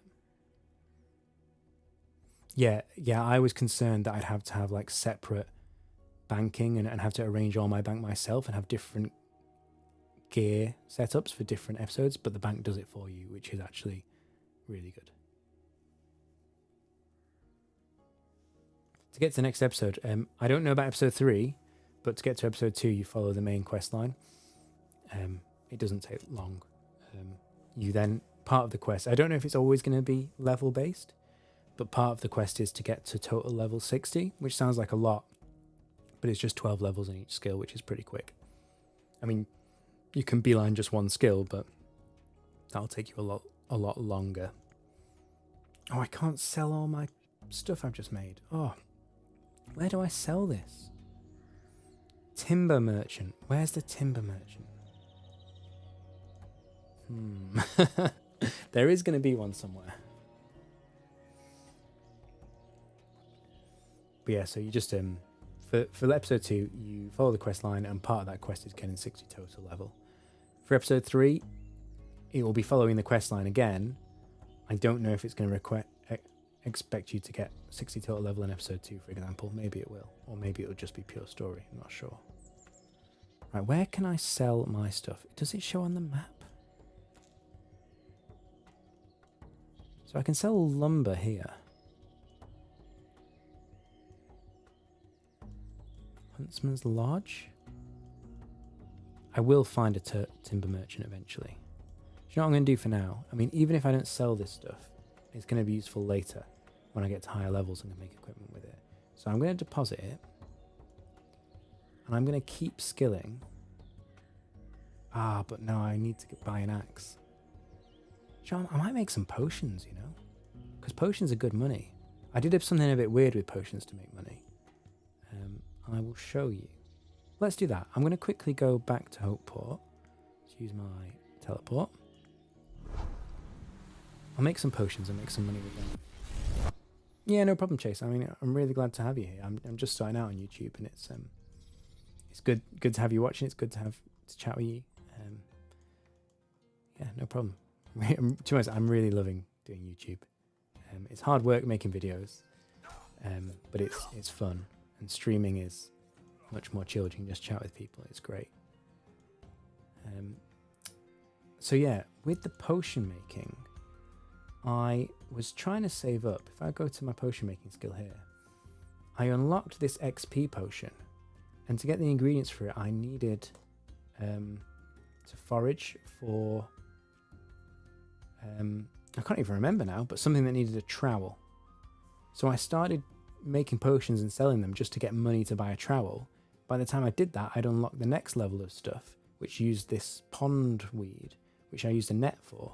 So when I had enough money, I didn't even buy the trowel. I bought the net, and now I'm making the next tier up potions. So originally, if I read the recipe book, I was going to make these potions. Oh yeah, I needed to get shells. But by the time I'd saved up the money, I had enough XP to make, not those ones, these potions instead, which sell for more. So I'm just going to make a load of these now and get enough money for an axe, and that should do the job. Yeah, I play RuneScape. I came back to RuneScape 3 like 2 years ago. yeah, and I really enjoy it. But then I think after I tried a little bit of old school RuneScape, but I didn't really properly get into old school RuneScape till about 6 months ago, maybe a year ago. And now I play more of that than RuneScape 3. But I enjoy both games. Yeah, I did like a year's of Premier Pass to kind of get my account off the ground. I wasn't going to try... Well, I did a bit of free-to-play at first, but then when I wanted to unlock the rest of the game, I got Premier Pass, and then once I got my levels up, I just make enough money in the game now to play for free, which is fun. But I've paused my subscription now this has come out because... Well, not my subscription, but I've stopped cashing in my bonds because I want to play this game. But I'm sure I will play some RuneScape still. But yeah, for this week, certainly, I'm going to be focused on Brighter Shores. And I think going forward, to be honest, I mean, I love this game. I do love RuneScape, but I think I'm going to play it at least 50-50 both games. Oh, I forgot I had all these dandelions. Can I use them yet? I need to make fear potions. Let's have a look. So this is a good example, actually. So the potions you use everywhere in the game, right? The health potions and the fear potions. So your potion making skill, you will definitely use in every episode. Fear, level 12. I'm not level 12 yet. Okay.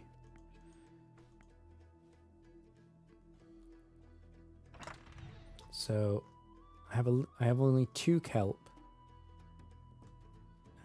Yeah, okay. So I'm going to go get some more ingredients. I think this potion over here is too high level for me. I can't get starfish yet, I believe. Quick look. Yeah. Right, so I'm going to go get pondweed and bell plants. And then I can make potions, and I can sell those for lots of money, which will let me buy more equipment. Let me put this potion in the bank as well. I'll keep my fish for old time's sake.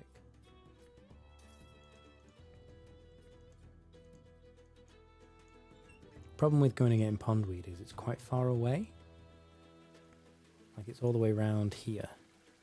And I think when episode 4, 5, I'm not sure, but when this episode unlocks, I think there'll be a teleport over here, so it'll be easier. But at the moment, it's a bit of a walk.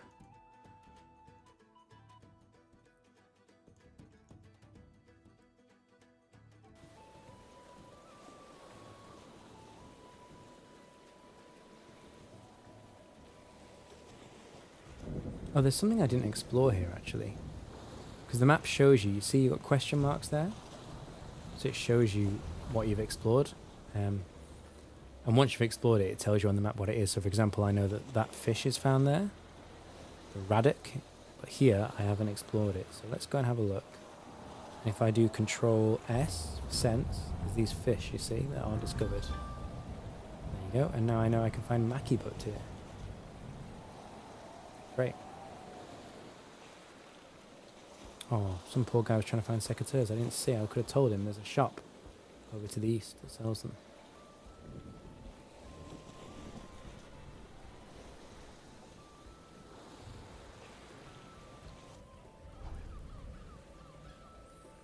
Yeah, I think if this game didn't have rooms, I think it would be a mess right now. Like, look how full these rooms are. They're all at max capacity.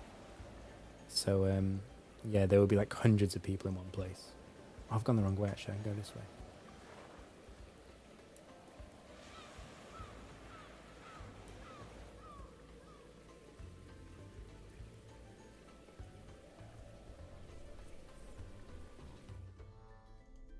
So this is where I also need to catch this fish here. See a fetid flounder.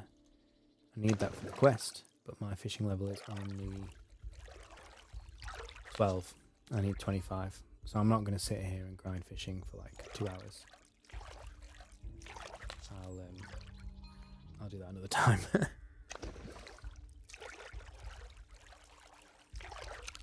I mean, I could grind it to level 20 and then AFK the rest of the levels overnight.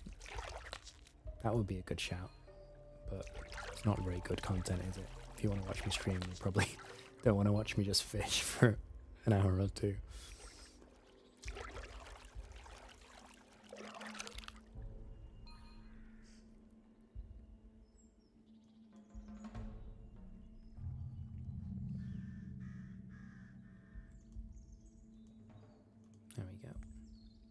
So we'll get a full inventory of this, put it in the bank, and then we'll get a full inventory of the bell flowers. And then that might be enough on its own. We'll certainly get some potion making levels out of it, but I'm hoping it'll be enough to make enough money to buy an axe.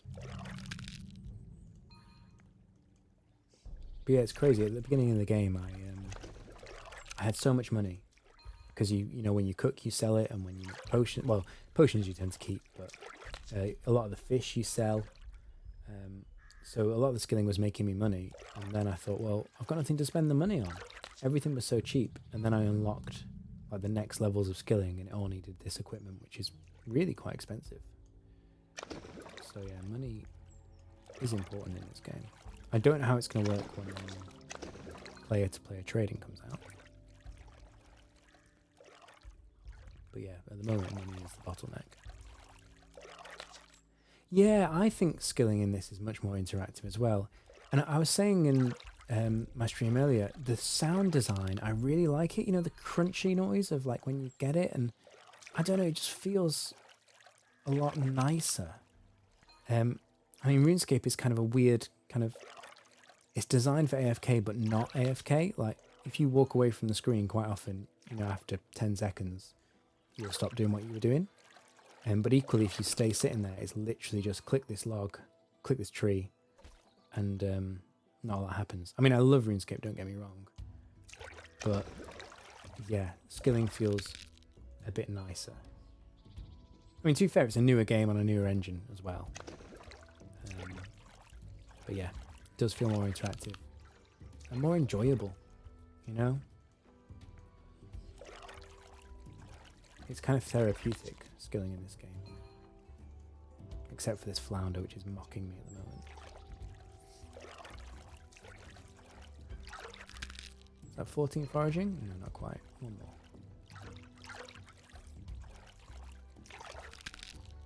Here we go. Right, what have we unlocked? Oh, monuments. Oh, I kind of want to go and do the monument. Let's not get distracted. Well, we could get distracted though, but no. Let's finish what we were doing. I'm really interested to see what the monument unlocks though.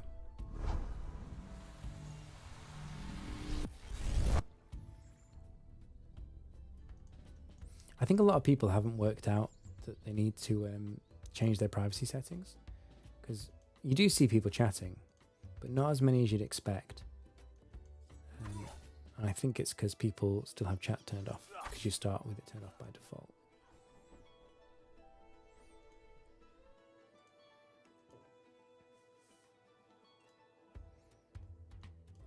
One problem I've had is, like somebody asks a question like this, just as you're going to another room, and then you think, oh, I know the answer to that, or I can help them. So you go back into the room, but it reloads it, and it's completely different people in there. Like, oh no is here, and if I leave and come back, different people. So if they were my friends in game, I would still be in the same room as them, or probably would be. But if they're just random people, then it'll reload a different room every time.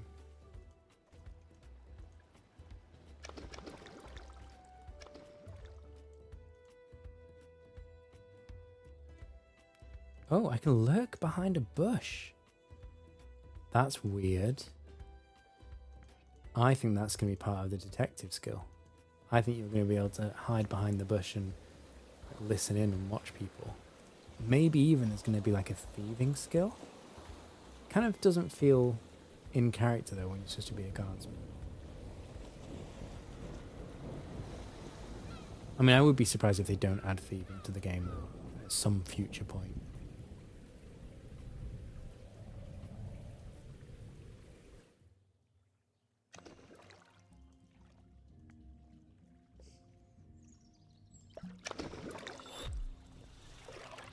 Oh, they just use an XP potion. Smart.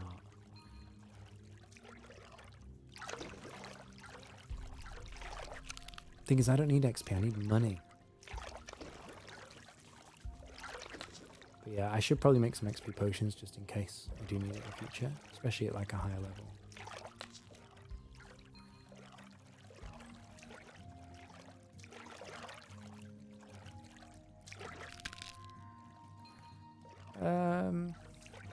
Yeah.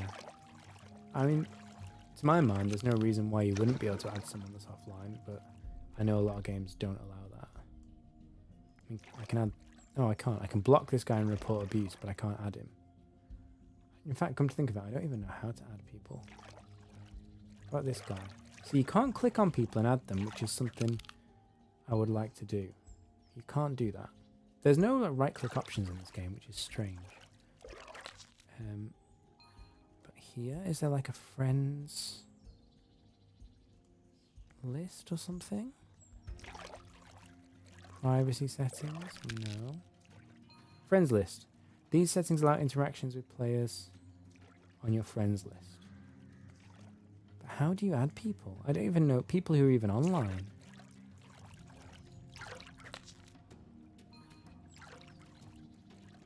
Yeah, it's a good question, actually.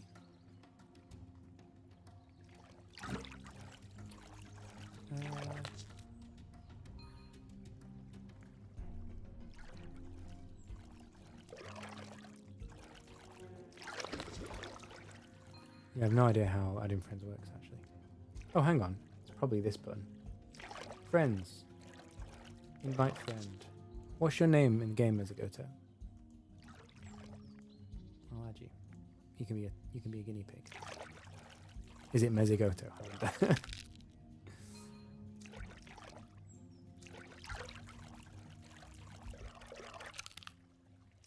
Yeah, it is. Okay, cool. Right, let me add you. Mezagoto. No such player.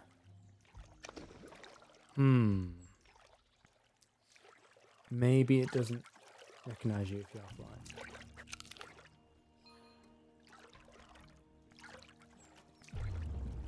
Oh, hello. I didn't realize there's a button over here to cast sense as well. So you can look at nearby players and then I guess add them. Yeah, okay.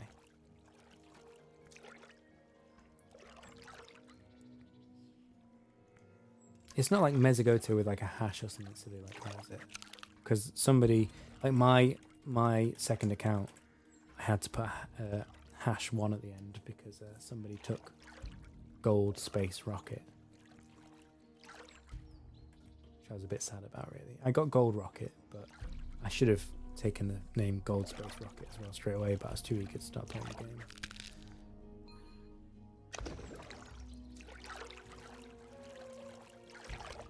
Oh, I cancelled my action. Oops. I just realised I've been getting the wrong thing. I got 2 inventories of pond reed instead of one of the pond reed and one of the flower. That's right, we'll finish this and then we'll get 2 inventories worth of both. It'll be good money and good XP, so that's fine. Right, let's teleport. I think these people are doing the same thing as me. Drop this off and then we're going to get 2 inventories of this special flower. And then we should make bank, I think. I hope.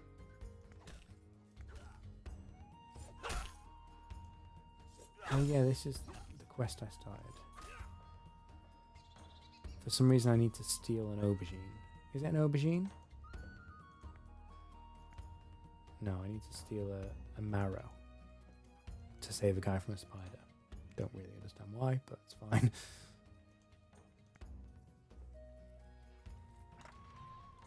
Yeah, I think it's because you're offline. I'm going to try it without a capital M, but I seriously doubt that'll make a difference.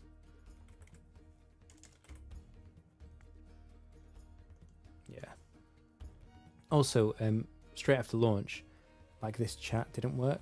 Oh, again, I could have answered that guy's question, but he's gone now because I went to a different room. But yeah, the first like 20 minutes of the game after launch, when you hit to chat, it just said community server not available. So it might just be teething issues as well with the friends system.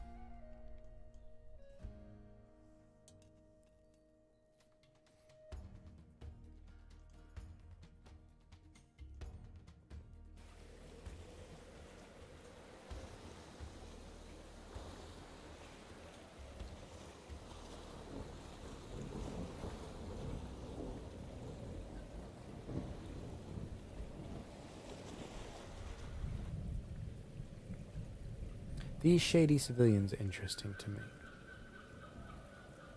I think that's going to involve the detective skill as well, but I don't know how to unlock it. I guess it's a future episode, but I'm not sure.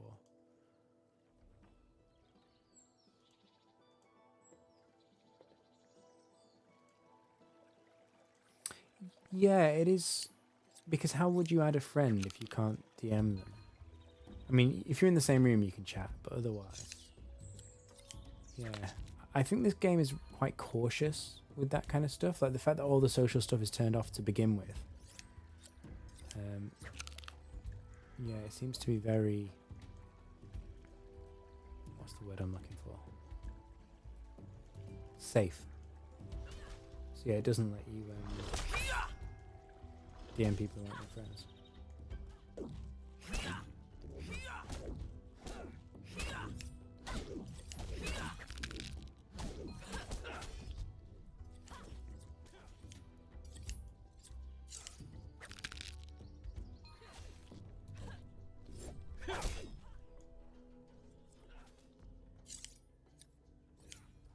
It's actually quite a nice graphic when you see people like going into their inventory remotely, into their bank. I mean, like they're putting their hands through like a wormhole. It's quite apt, really.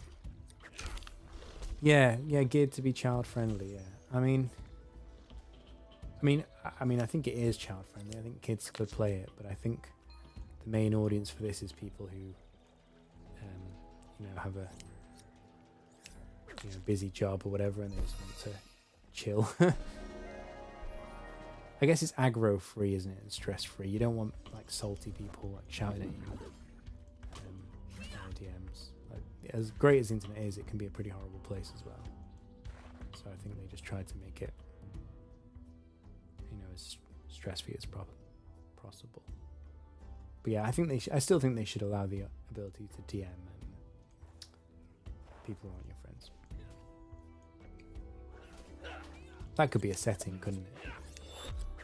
Because there's a setting to let people DM you at all. You could say, in fact, let me have a look. Privacy settings. Who can you receive friend invitations from? Anybody. Can chat with any nearby players. So you could just have a third option here. Who can DM you? Or who can you direct message with? Nobody or friends. Like, why is there not an anybody option here? They could easily add that, couldn't they?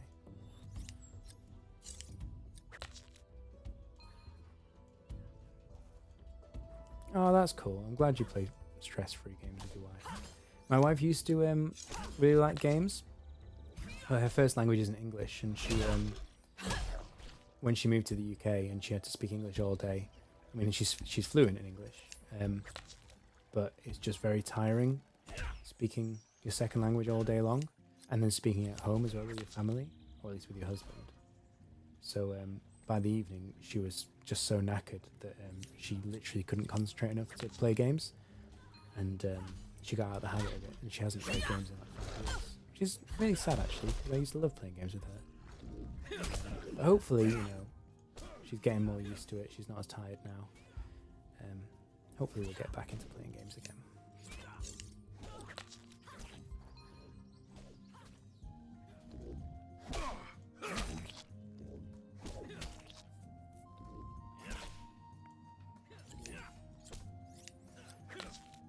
This is the kind of game as well where you could literally just both play it and just chat. Do your own skilling or whatever. I mean, maybe they'll add group Iron Man to it, I speak a little bit. My wife laughs at me. She says I speak like a child. But yeah, I do speak a bit. I worked there for a few years, so that was good practice. I hoped when we got married that having her around the house would help me practice the language, but to be honest, she doesn't like helping me practice because she gets frustrated and impatient. When I visit her family and stay with the family, I learn quite a lot. It's like anything, you need to practice it, so it's funny really. I'm definitely not fluent, but I can speak a bit to get by, and after I spend 2 weeks there, I'll be much more used to it and much better, and then I'll have like 3 months where I don't see them, and I'll get worse again. No, it is good.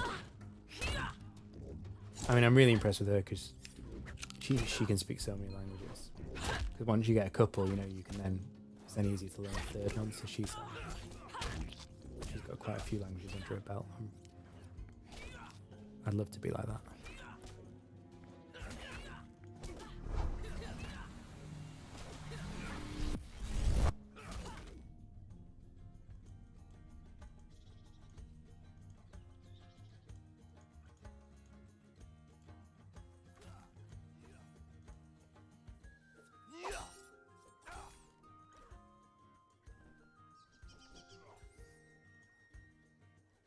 Right, let's make some potions now. We will go back and get some more flowers to finish off our haul. But let's just change it up and make some potions because we've got a decent amount now of ingredients. 1, 2, 3, 4, 5. I keep changing the size of this inventory so I can never remember how many are in a row. But yeah, I think that's enough. And then I'll take these. Here we go. We'll prepare some potions, sell them, and see how much money we make. Oh, I counted wrong.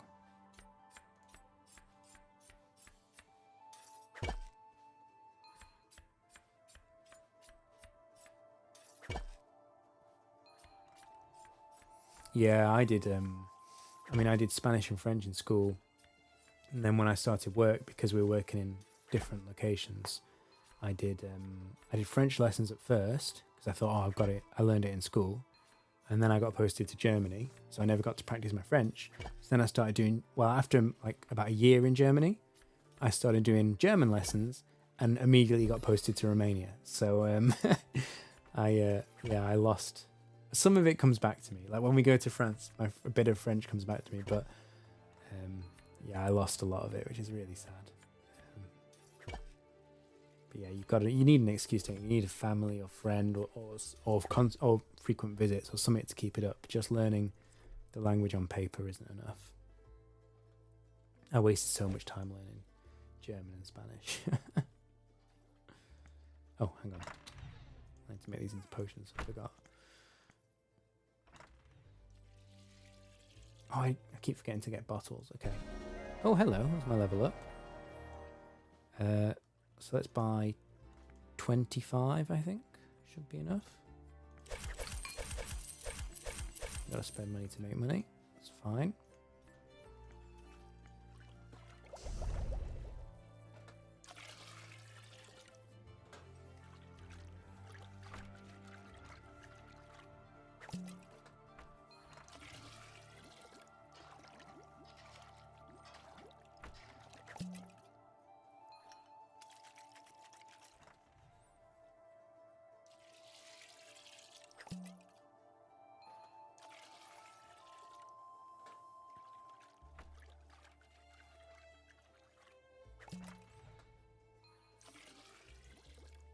So I think to unlock these bigger potion making, I need level 35.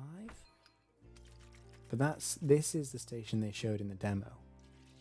And I don't know if it kind of looks like some kind of mini game, but it might just be you click on it and it just does it. I'm not sure. And then these ones over here are the ones you do passively. So it says 26 there.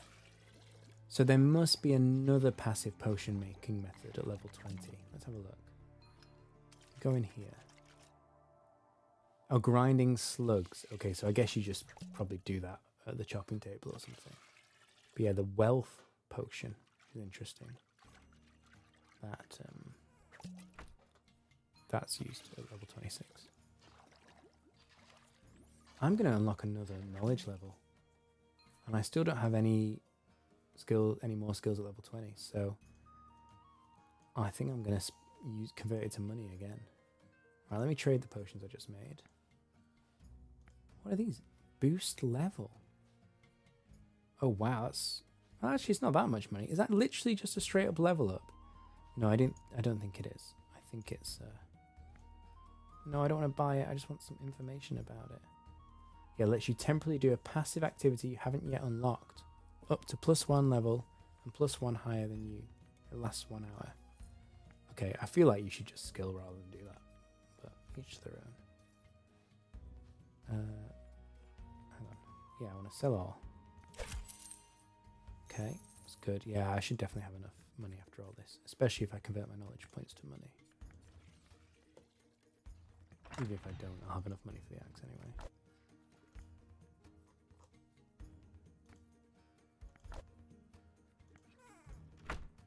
I've done that wrong. No, it's fine actually.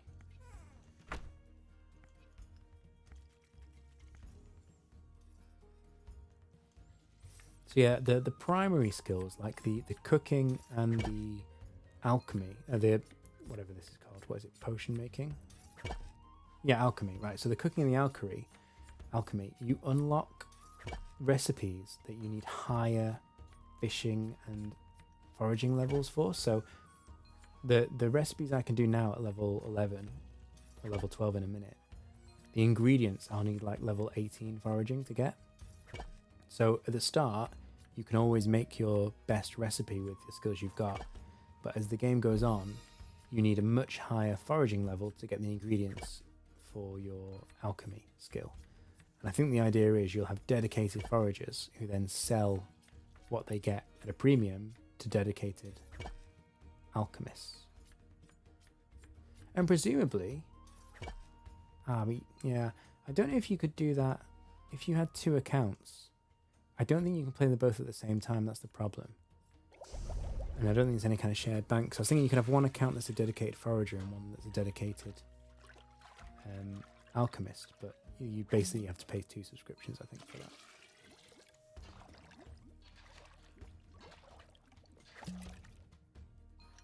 At least you would if you wanted to transfer items between them, I mean, as far as I know.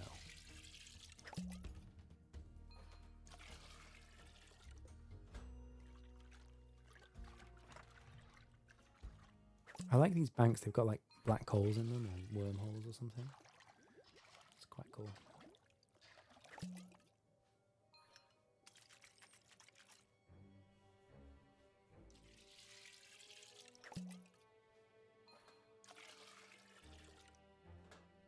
So you can only dedicate... No, you can do both. That's what I'm doing. But I was just saying, like, you know, if I wanted to make the level 12 recipes now, I can't get the ingredients for it, so I'd have to spend a lot longer training up my foraging in order to get the items for my alchemy. That's all I'm saying. So if you wanted to just beeline alchemy, you'd have to pay someone else to do your foraging for you. Because otherwise, you would have to spend like 3 hours foraging for every 1 hour alchemy you do. If that makes sense. Hey, level up. Oh, now I can make the fear potion. Great, okay.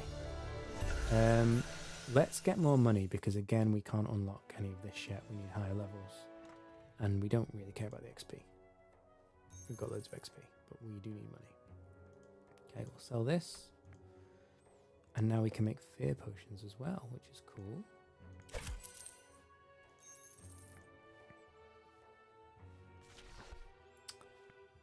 Fear. Oh yes, I've got everything I need. Great. Great. I'm glad I did that gathering in the forest. Oh, I didn't gather that many dandelions though. Never mind, we'll make a few.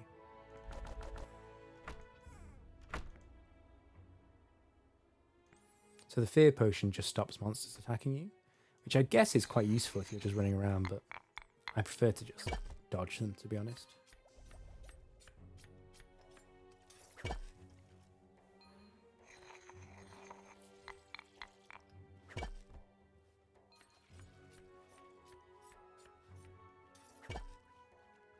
Cool, alright.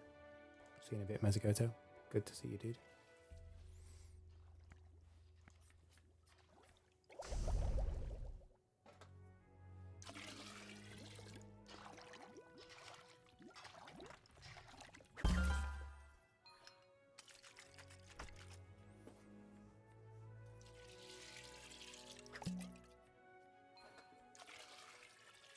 I wonder what these fear potions sell for. I'm guessing they'll sell for some decent money. We'll see. I could keep some, but I'm greedy. Oh, I need more empty bottles. Okay. Buy another 25. It'd be nice to just have like a slider or something.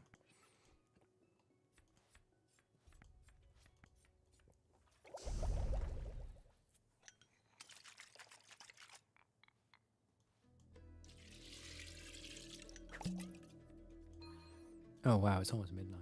Oh, I'll play for a bit longer though. It's launch day. Why not? Hey, I got tomorrow off work, so it's fine. Okay, I think we've done everything we can here. Oh no, no, we can make a little bit more. Oh, hang on. Yeah, okay, right, good. This confuses me because it says one, but that's one in my backpack, not one in the storage. Right, we'll make one more. We'll sell it. And then we'll go and get some of these flowers, and then we're done. Then we should have plenty of money for axes and such things.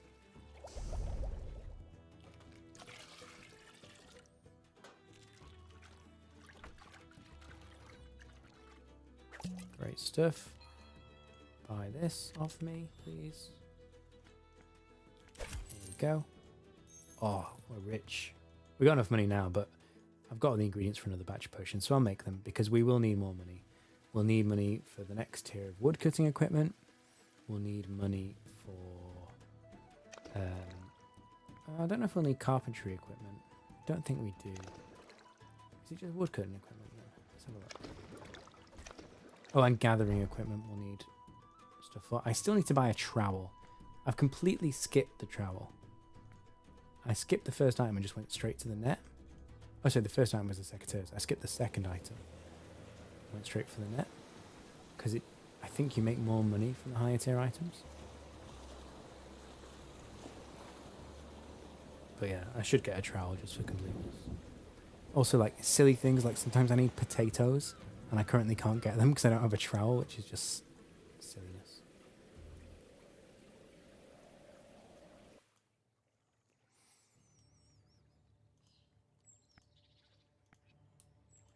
What a weird character. Look at that face.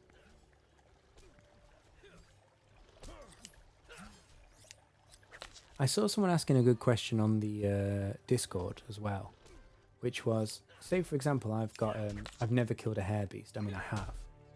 But say I haven't, and then I level up. You see this one? So this is like a mossy, what is it? A tangled hare beast? Oh, he just changed to feral because that guy attacked him, but he was tangled hare beast for me because I'm higher level. So you see the ones I can attack are tangled. The question is, what happens if I never fought a feral hare beast, and now I've leveled up to where I get the tangled ones instead? How do I ever collect the card for doing that?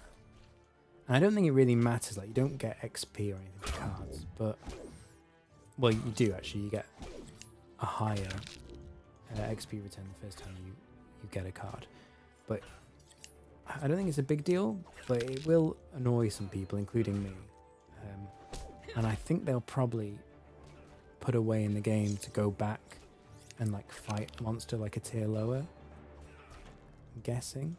I mean, it would be easy to put in, wouldn't it? Just give you the option to fight the lower tier, or even just when you fight the higher tier, have it unlock all the lower tiers. But yeah, they'll have to do something about that. But it doesn't really affect the gameplay or anything. It's just something that will niggle away in the back of your head that you didn't, complete every monster. It's the same for fish as well. If you're farming, say you don't farm the level 0 fish somehow. Don't know how you do that. You have to do level 0. But say you don't do the level 2s. Say you go from level 0 to level 4, and you never get a level 2 fish, and then you come back at level 20, and suddenly all the fish that were previously level 2 are now like level 10. You can no longer get that type of fish. Yeah, they'll have to do something about that, because people are going to want to catch one of everything at some point.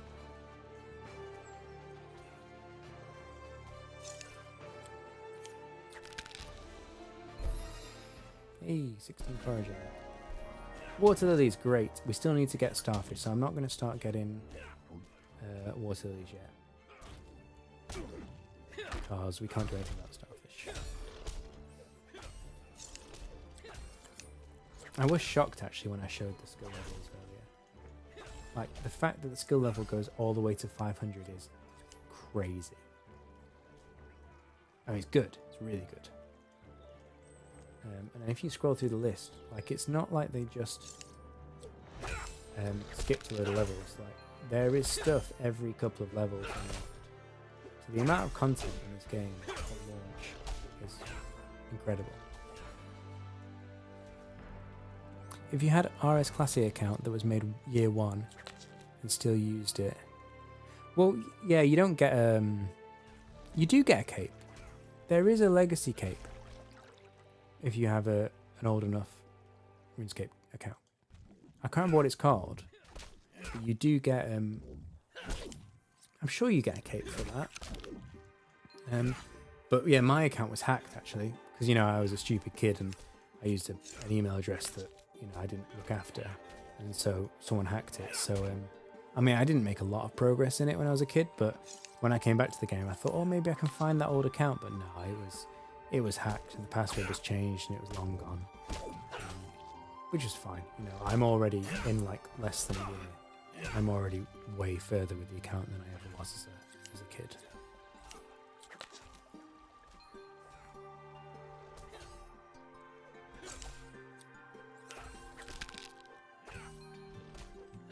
Oh, sorry, you mean RuneScape Classic. Okay, I don't know about that. I know you get capes based on how old your account is. I don't know if there's a specific RuneScape Classic cape. Did you play RuneScape Classic, Chase?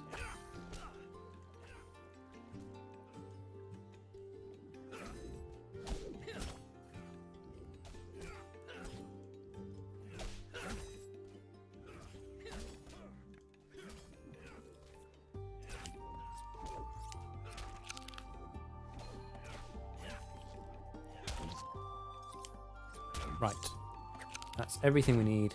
Let's go cook this up into some potions, make a ton of money, and then we'll go buy a load of equipment. And then we can go cut down some pine trees. Well, hey, all this for a pine tree.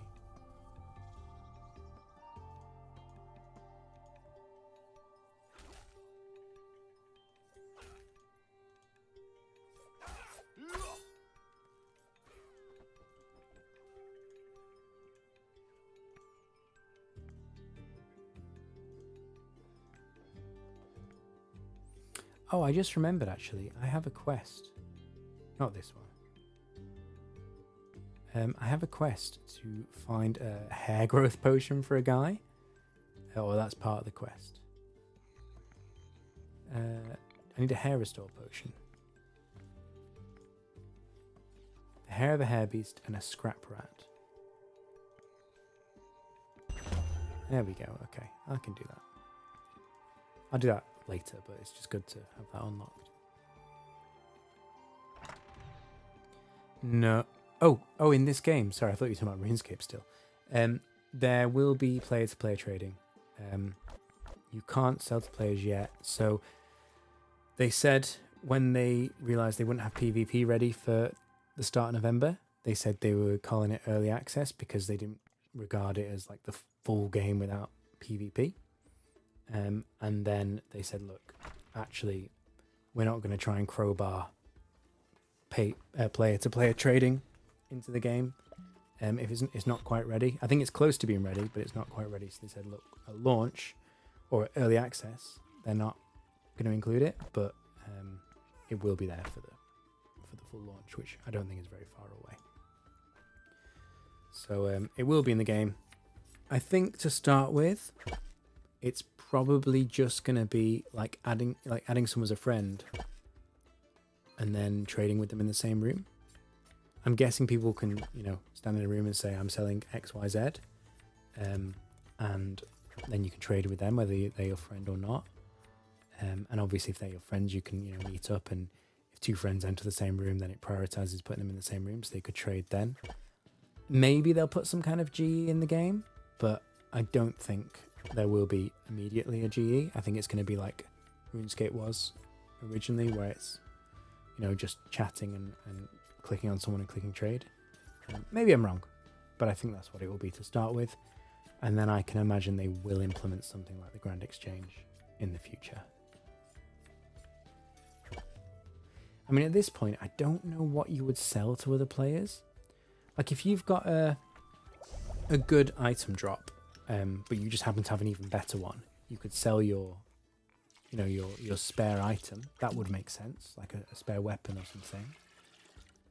I guess, like I said before, you know, if you were an expert forager, you could sell supplies to alchemists, maybe. Yeah, I think that's how it would look. In which case, I would literally just stand here in the alchemy lab with a chest full of ingredients in my bank, and I'd be typing saying, you know, selling X, Y, Z, and just trading with people. I guess that's how it would start with.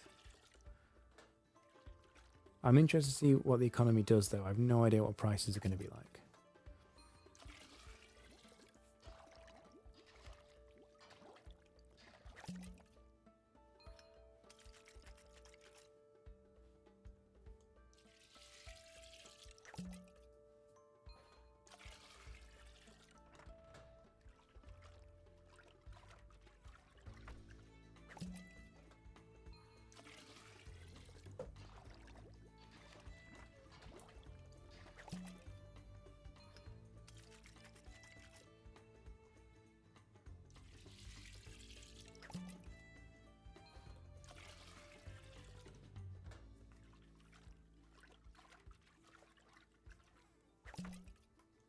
Okay, sell these off. I wonder when you get 100 silver, does that then turn into gold? I'm guessing it does. I won't quite get it this time around though, which is a shame. But I'm not going to stand here and grind 100 silver. I'm just going to sell this up and then I'll go move on and buy the equipment I need.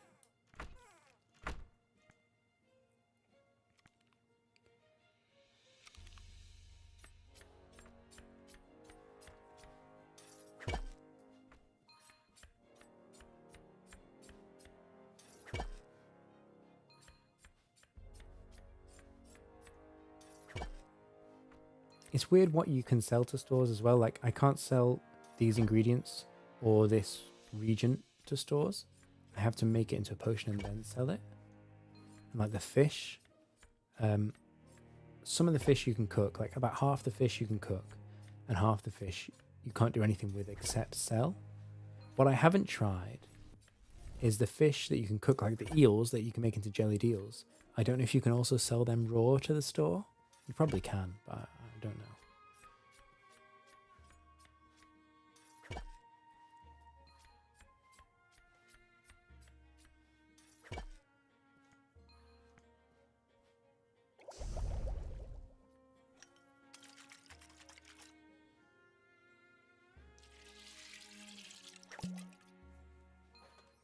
Right, this is the last batch. Make some money. And then we're done. Oh, I need one. I've got one more flour to use, but other than that, we'll be done.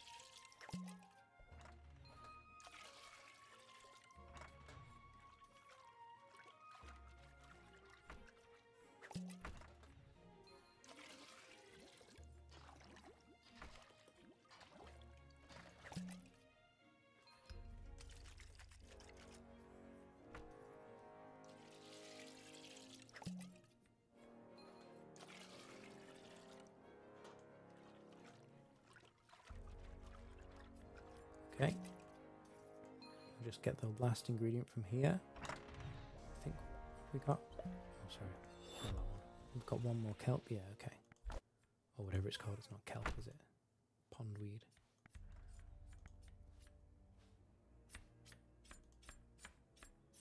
Oh, you're quite a way behind on the stream. I asked you, did you play RuneScape Classic quite a while ago? Oh, cool. Yeah, I never played Classic. I was a bit after that. Would have been cool though to be around in those days. But no, I remember we all discovered RuneScape when we were in like high school. I think that's everything. Yeah, okay. Trade these.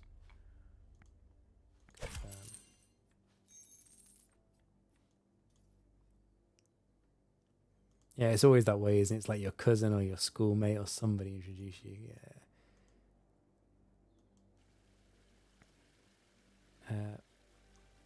Okay, let's teleport to Hope Forest to buy an axe.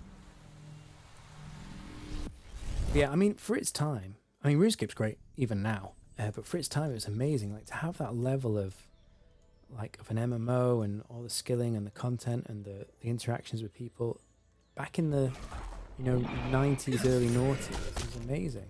Oh, this guy's hitting me. Let's see, I think I can make this fine. What am I doing? I didn't press any buttons. Oh, it's because I tried to leave and it automatically cast that spell. Okay. Interesting, I didn't know that. So when you try and leave the room, it'll try and cast a spell to help you escape.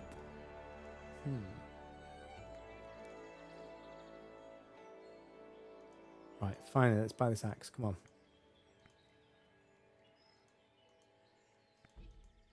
Look, it's a bit of a spoiler, so you don't have to look if you don't want, but there's the guy from the demo. He's been trapped by a spider. So here's the spider.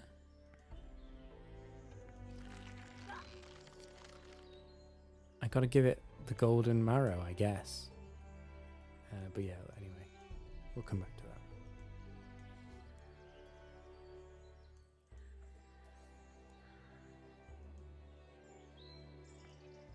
So that's an AFK activity, I can lop that. But I need 48 woodcutter to do that. Wow. It's a high level requirement, isn't it? So what's the first AFK woodcutting you do? Let's see. So it'll be a level 20. Hickory branches. That's strange because hickory is a higher level tree than pine. But hey ho. No, it's not that way. I keep going down that one by mistake. It's this one. Right, let's buy us an axe. Finally. Been waiting ages for this axe. Hatchet, sorry. Thank you. I've still got plenty of money left over, which is great. Pine. We wanted to get pine. Where's the pine? Is it here? No, it's ash.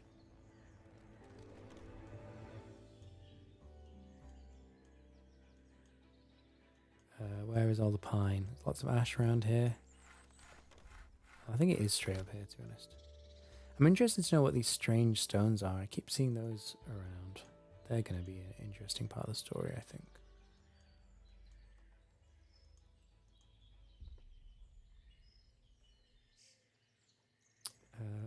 Where do I need to go?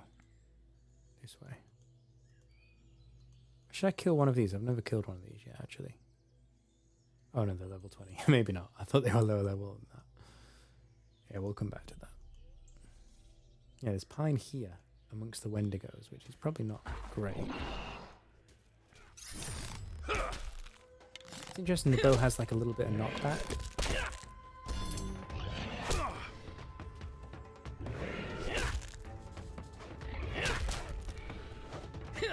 These guys are level 6, so I'm not sure. Maybe when I'm at level 12, 15, maybe they'll stop attacking me. So I kind of just want to, woodcutting a piece.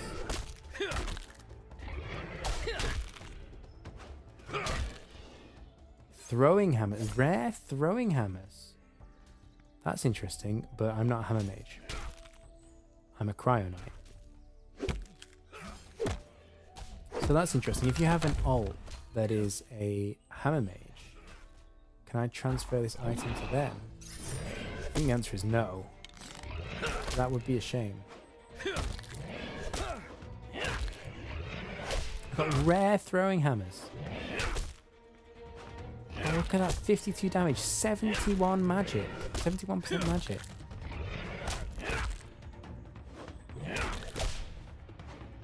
I can make an epic weapon with it. Okay. Gauntlets. Thank you. I think I already have gauntlets, actually. Oh, the new ones are better. Great. Let's use the new ones. Oh, they're not... They're kind of better. They're different. Let's cover this. Pine trees, thank you.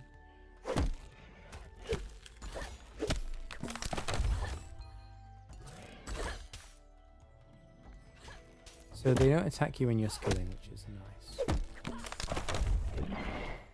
Let me just check. Another pine tree. Don't know how to get it. Oh, I have to beat these brambles back and then get to the pine tree. The pine tree, that makes sense.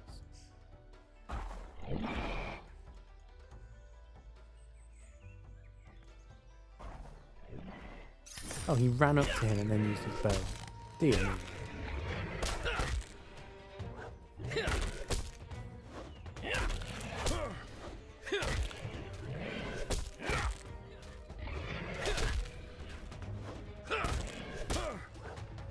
I think there's somewhere I can get pine. It doesn't involve being attacked by Wendigos, to be honest.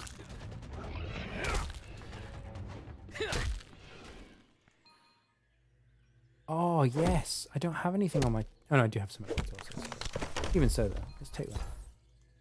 We'll check and see if it's better than what we've currently got. No, it's worse. Okay, fine.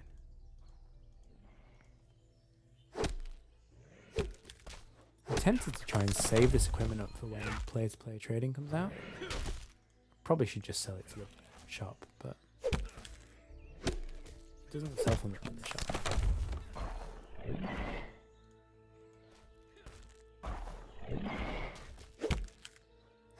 Oh, they can attack you when you're chopping.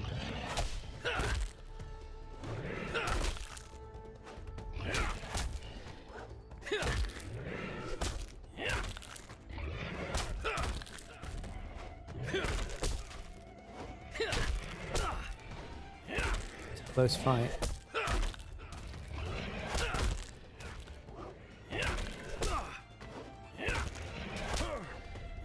Oh, it's so close. I'm gonna die. Oh no. Oh, sad. We're fine. We can just immediately teleport back. It's fine.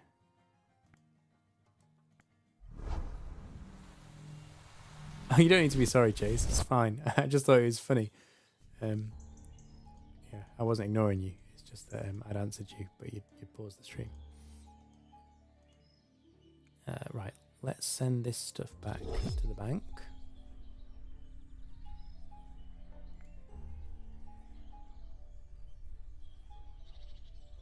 Deposit. Deposit. Deposit.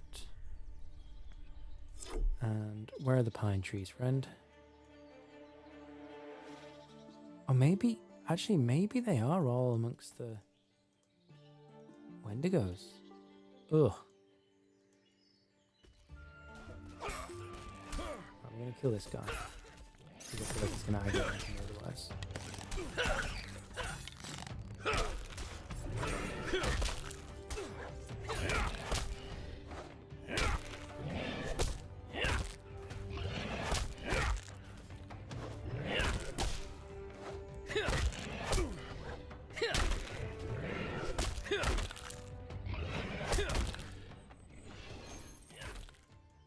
Got some minis, that's fine.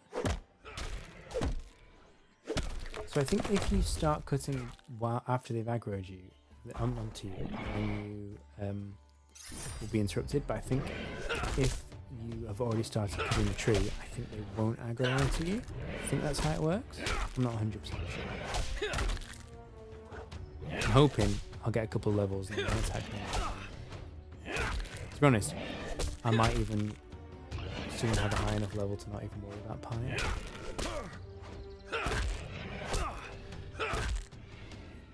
Oh, in fact, you know, I can do hickory now. Let's go do hickory. I didn't even notice that. Hang on, we'll come back. We'll come back to you.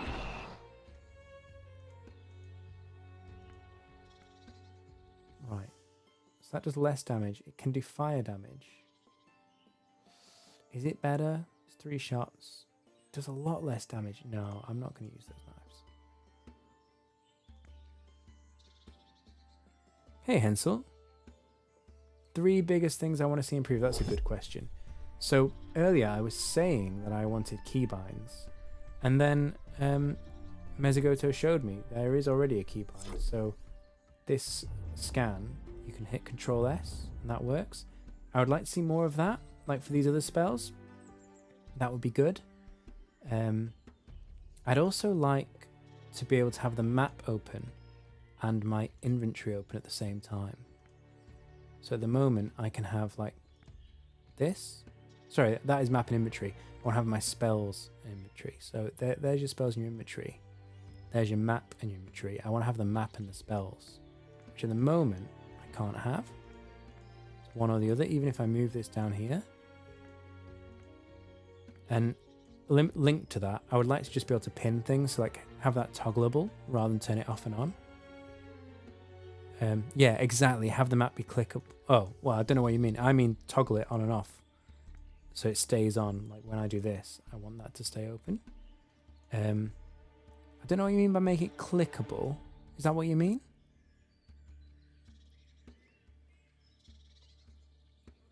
The other thing I'd want, which is a bit of a stretch, is it would be nice to have like a Control F search the map and try and, you know, if I want to find pine, I can just search the map and it will highlight where it is for me if I've discovered it.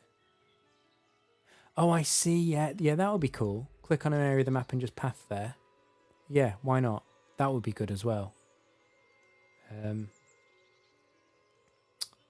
Yeah.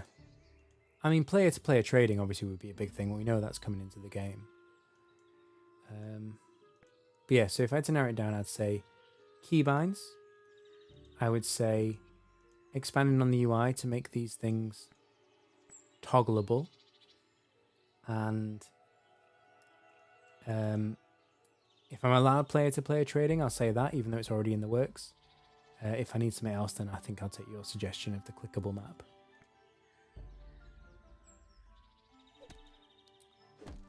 World chat, yeah, it's interesting. I'm not too bothered about world chat. I mean, Mezagoto did raise something earlier, which is why can you not add people? Sorry, why can you not DM people who aren't your friends? Because how are you supposed to talk to someone and add them as a friend and arrange something if you have to already be friends? Which is a good point. So that's another thing. I'd rather have that than global chat, to be honest. Just have the ability to DM whoever you want. I mean, you could, if you go into your settings here, it says who can direct message you, nobody or friends. Why not just have another option that just says anybody, just like up here? So here you can have which nearby players can you chat with. Just have the same thing for DMs. I don't understand why they've separated that.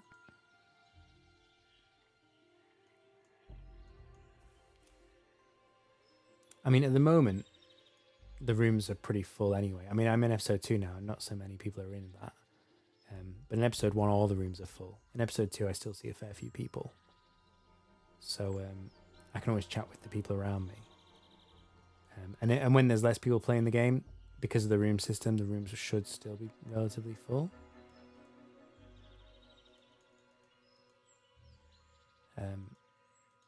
But yeah, it would be nice to have more social features, you're right. Yeah, there's been so much controversy about new episodes. So it's not what people are saying. It's not a wipe, which is crazy, right? What happens is when you get to new episodes, you get new skills. So I don't lose any of these skills. But you see now, so for example, I'm doing woodcutting. I've got the woodcutting skill. I can still make potions, and the potions are actually very useful for this episode. Combat, though, I think is what's upsetting people. So you train your guard level in Hopeport, and then use that for combat. Here in the woods, you use your scout for combat. So my guard level doesn't come into play here for combat. Maybe it will later, but I don't think so. I think this is limited to that region. It's still relevant because you go back to that region and do stuff there, but it's separate combat skills essentially, and also your equipment is separate. So if I go to my equipment tab, you see my helmets from episode 1, so it's not very effective here at all. I have to unlock new equipment here. I think the idea behind it is to keep each episode's content relevant to itself, because otherwise what happens is you get to episode 4 and all the gear you've got in episode 1 is irrelevant. You never wear it, you never go back there, it's pointless. So they've changed that, or they've made that so that actually you have to use gear from that episode in the episode you're in, which I think is actually quite smart when you think about it. I mean, it sounds alien to us, but yeah, I can see the logic behind it. I can understand why people are upset about it, but no, it's not a wipe. It's just your combat skill. You have to train a specific combat skill for the area you're in, and you have to get specific equipment for the area you're in. Everything else, well, still applies. I mean, the foraging and the fishing, I don't know whether these will come into play. The fishing and the cooking, I can imagine they would, but I don't know. The foraging doesn't look like it comes into play in the forest. Instead, you use the gathering skill. So yeah, it's just a different set of skills, really. But the apothecary definitely, the alchemist definitely carries across. Yeah, it does seem strange. I get you. There's a few things about this game that do seem strange. There's things, I said it in the video I posted earlier today. There's things where I come across it and I think, that's weird. Why does it work that way? But I've been so indoctrinated by 30 years of gaming that I expect things to be a certain way. And actually, not in every case, obviously, some things are just weird, but in a lot of cases, it's actually really good game design. They've thought about it, and it is a better way of doing things. I'm not saying this is. I think it might be. But yeah, I do understand why people have different opinions on it. What I don't like is the fact that people are, going around saying, we should review bomb this game because it wipes every episode. It doesn't. And, that rumor just spreads like wildfire. And people are getting so upset. And then when they actually get to episode 2, they realize it doesn't get wiped. And they calm down.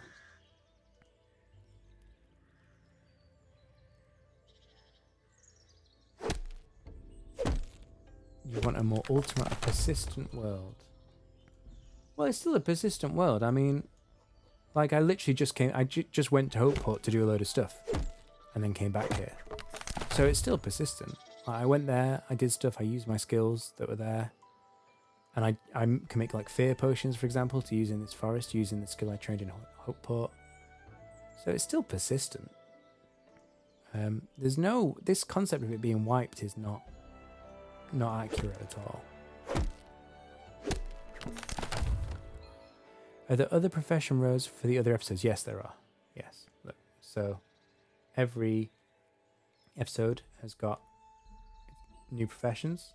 And I'm guessing, certainly I know the Mine Mataban has Mine Fighter. So again, it'll have its own combat skill. And then it'll have some other skills which are just additional to the ones we've already unlocked. Chronopolis will probably have its own combat skill as well, but I don't know. And also if you go into your equipment here, go back to my bank, you see you've got equipment for every episode. It's got its own section. So yeah, they all work the same way, those episodes.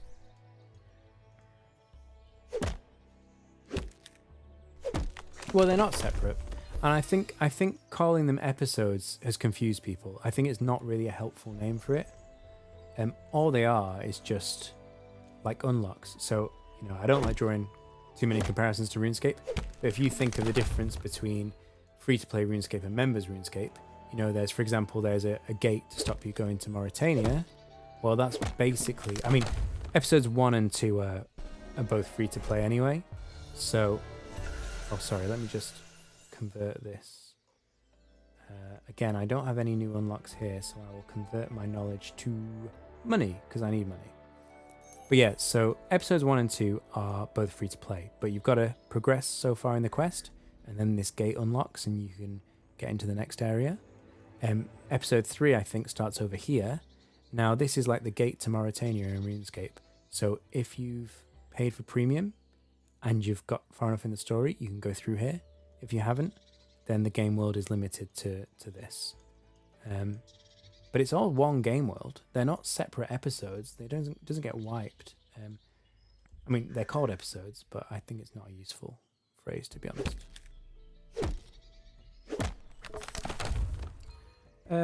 Well, I think that might be the case for some professions. So, as far as I can tell, the fighting is definitely only useful for that episode.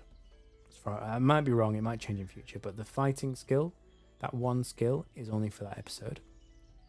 The potion making skill is definitely valid for every episode. The carpentry skill, I think, is valid for every episode because you make equipment with it. I think. I might be wrong, but I think that's true. And then by extension, the wood cutting would be relevant because you use that to get the materials for the carpentry. I'm not clear about the fishing and the cooking. I don't know if I'm going to be able to fish and cook in the other episodes using these skills. I mean, you can still fish and cook and make money and then use the money for stuff. So it's all still relevant. But it's like, for example, I'm in episode 2 now. I haven't seen anywhere where I can fish. I can do lots of wood cutting. I haven't seen any fishing yet. But the potion making is definitely very relevant. Yeah, I think they should call them regions, or yeah, it just needs a better word for it. I think episodes is upsetting people unnecessarily.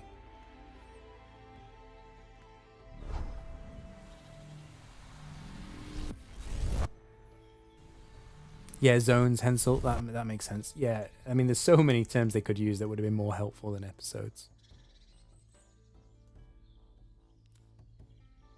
Yeah, Mezzagota, that's a good description.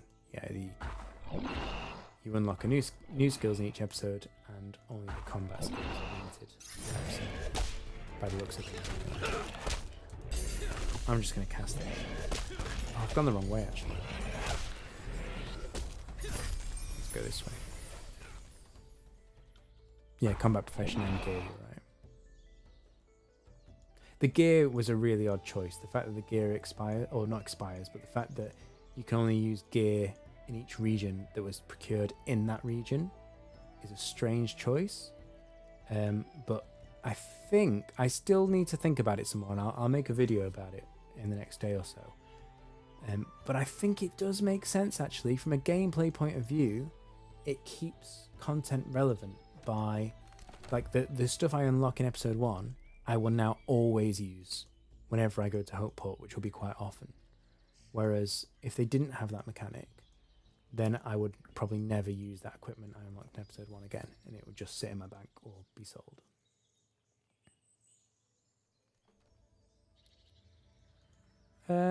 Combat's kind of like the Slayer skill, kind of, but it also directly impacts the damage you do. So it doesn't just unlock the next layer of next level of monster, but it's your combat skill as well. So it affects what gear you can wear and just how much damage you do, and I think your defense as well.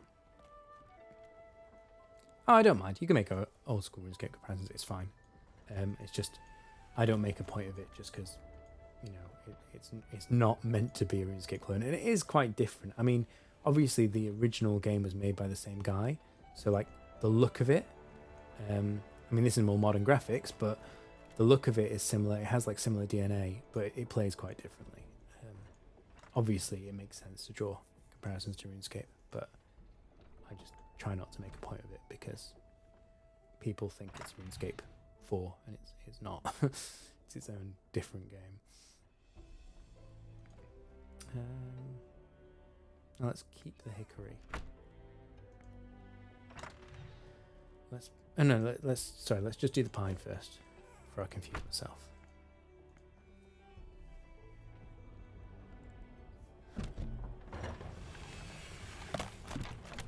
Yeah, I mean, you're right. What other game is like RuneScape, and what other game is like this? Right, the closest thing you're going to get is comparing the two of them. There's not really anything else that I can think of that's comparable. So I do understand why you draw the comparison. Yeah, Chase. I think you're right. You're both right. If they hadn't called it episodes, people wouldn't be so confused and angry. But it's crazy. Like, a few people said, "Oh, you get wiped every episode," and now like it's on the Steam reviews from people who haven't even unlocked episode 2. And it's, you know, loads of people are saying it on Discord, and it's like, guys, have you actually played to the future episodes? Because if you did, you would see that it doesn't get wiped. So people are up in arms, and they don't need to be.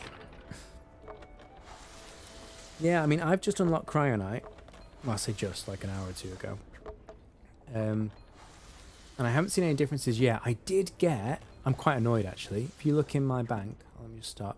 I got a really good Hammer Mage weapon. I got a rare drop. Where was it? This one. Look at this. I got a rare Hammer Mage weapon, which I can't use, which is really irritating. And as far as I know, I can't give it to my other character. Maybe I can, but I don't know of a way to give it to my other character. However, it says on it, only a Hammer Mage can equip this, but it can be used to create an epic weapon. So I think if you get weapons for other classes, you can then do something with them to make it a good weapon for your class. I'm not sure. But yeah, I can't wait to get some gear for Cryonite and see what it looks like. Sorry, let me go back over here.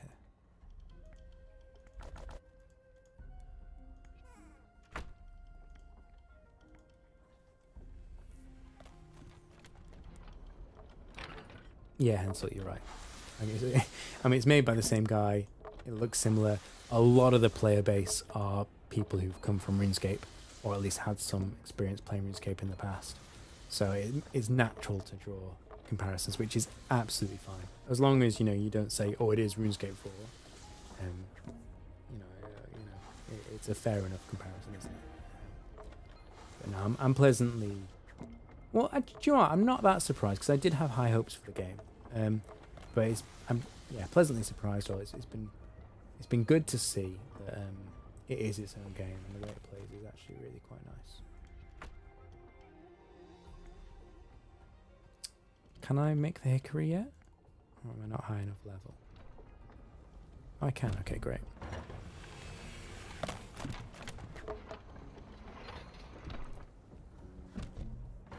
Yeah, Hensel, I've seen, it's crazy, the rage on the Discord and on Steam. I was really shocked when I saw it. I mean, I know like memes spread through the internet, but I've never seen a rumour spread like this so quickly before about the game. A rumour that was so false and spread so quickly. You have to be able to trade between characters on the same account. Well, you can't on RuneScape, can you? I know I just said we're not drawing comparisons, but if you... Oh no, I'm talking rubbish actually, what am I saying? No, of course you can, because they're on their own separate accounts. If you have RuneScape 3 and old school RuneScape account, you can't transfer between those, obviously. But yeah, maybe you can, I don't know, but I assumed I can't open a second game client and log in on my second account, on my second character, because you have one login. So I'd have to create a second account with a second subscription, I believe.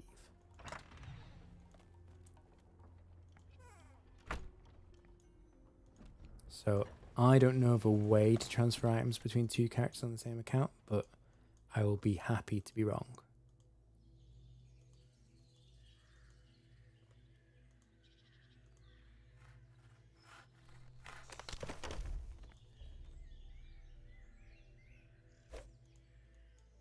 Oh, hello. I forgot I had these knives. Let's send them to the bank. There we go.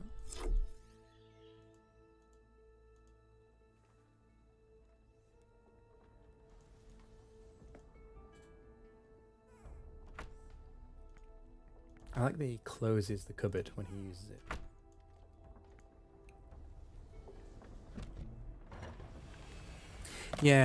Yeah, like a Group Iron Man account basically, where you just deposit it into one account on one character and you can withdraw it on the other. I've seen that on other games. I can't actually remember off the top of my head what games. But I have definitely seen that thing where you have multiple characters and you trade between characters. It might already be implemented. I haven't played my other character at all. But if it's not implemented, I'm sure they're good at it.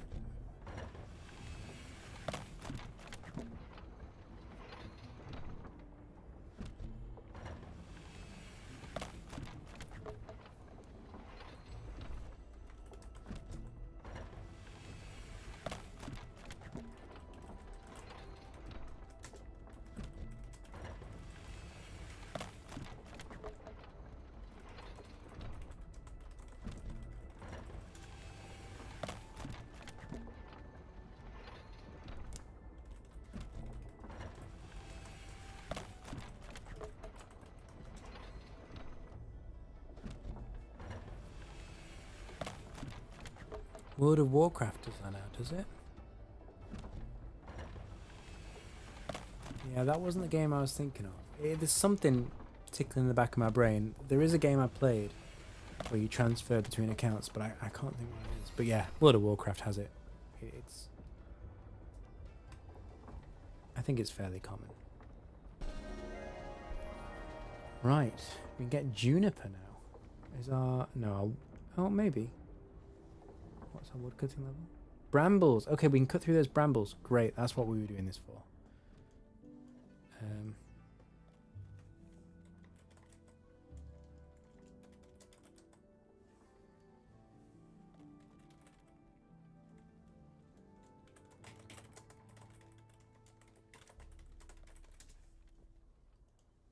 Oh, this is the guy. Oh, this is where I could have sold all my stuff to.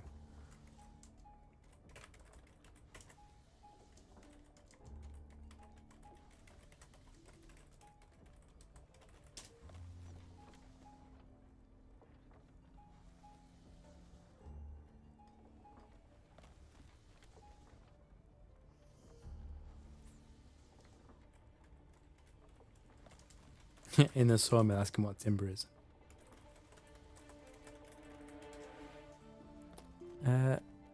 Hensel, not sure you can with 2 accounts on Guild Wars 2. I've never played Guild Wars 2, I'm not sure. But yeah, it should be easy to do, right? All the information's there in the server. If they wanted to implement it, they could. Oh, but you can do it within between characters on the same account. Okay, that makes sense. Right. I wanna. Do you wanna go see another boss? I can show you guys another boss if you want.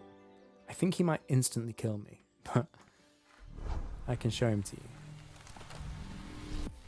We found we accidentally found a boss. We were going for a nice little journey, thinking everything was safe, and suddenly a boss attacked us earlier. But we did beat him. But I did find another boss ages ago, which I think I showed on the stream earlier this morning, which you guys probably haven't seen. And I'm wondering if he's where I've got to go for this quest. So this main story quest said I had to go to the northeast of the forest, so I went up here, and there was nothing there. So I'm going to try and go just straight north. Maybe they have a weird definition of northeast. Is this where we want to be?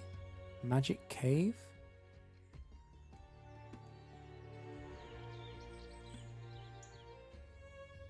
So yeah, my quest here says... Look for the source of the corruption somewhere in the northeast of Hope Forest. So this is not northeast. This is northwest, if anything, but... We're going to go down here. Have I killed one of these bears yet? I don't think I have. Let me just kill a bear while I read the chat.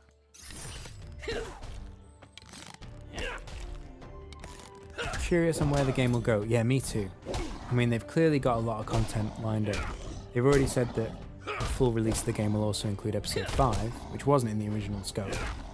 And it looks like they're planning on releasing episodes pretty regularly. So, yeah, I think there's a lot of scope for this. I mean, Andrew Gower loves games. Right, they've created this because they want to play it. So, it's got, you know, the developers genuinely care about it. Oh, I didn't bank my stuff. Yeah, the developers genuinely care about it. And the,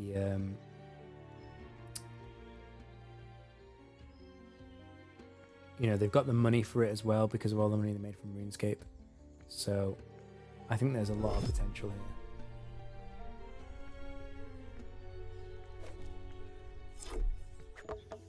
Let me go bank this stuff quickly, because I was stupid and forgot to get rid of it.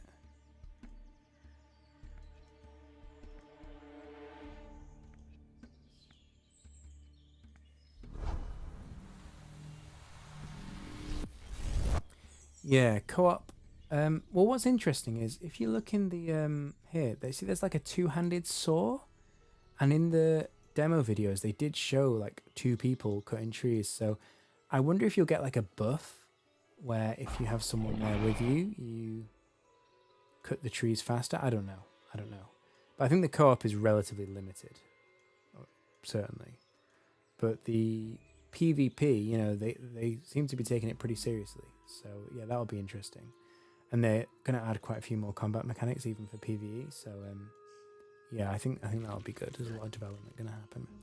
No, you don't lose anything on death, Mezagoto, which I don't know how I feel about. On one hand, I mean, this is quite a nice chill game, and do you really want to be stressing about losing your items? I can imagine you probably would in PvP, I'm not sure, but in PvE, you literally just respawn in Hopeport in the little medical tent. You don't lose any items. I don't think you lose any money. I didn't notice losing any money. And you can literally just teleport, you know, to the nearest lodestone, which in my case has been pretty much next to where I died. So, yeah, it's very low risk. A buy to play model. What, so as in like you buy the base game and then you buy expansions? Yeah. I kind of thought they were going to do that.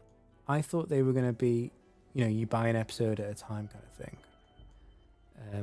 But I mean, if the episodes come out frequently enough, that is essentially what you're doing. You know, if a new episode comes out every 3 months, you're paying £15. Don't know what that is in dollars, but you're paying £15 for each episode. And if they're good enough, then that's kind of worth it, you know?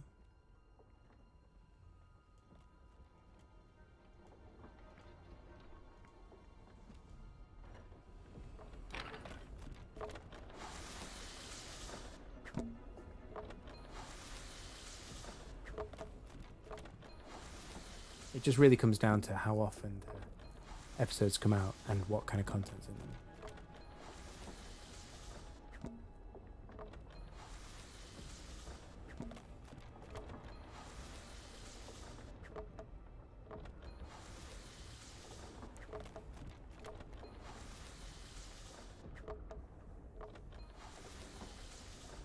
Sorry, I went to go find the boss and then I realised I had an inventory full of logs I hadn't processed, so I'll just quickly get rid of those.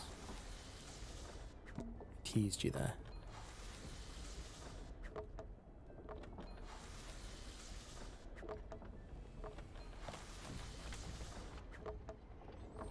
What, as in, what, because it's like a subscription, you have to keep playing it. Yeah. I'm not sure what you mean by you say you have to be engaged with the game. Because you know you can just pay on one-off payments, right? You can pay... I can't go into the manage your account thing now, but you can sign up for a monthly subscription, or you can literally just say, I want to pay for 1 month and that's it, or I want to... I don't think you can buy a specific episode, but you can, yeah, just 1 month have premium unlocked and then the next month not, and you don't lose anything.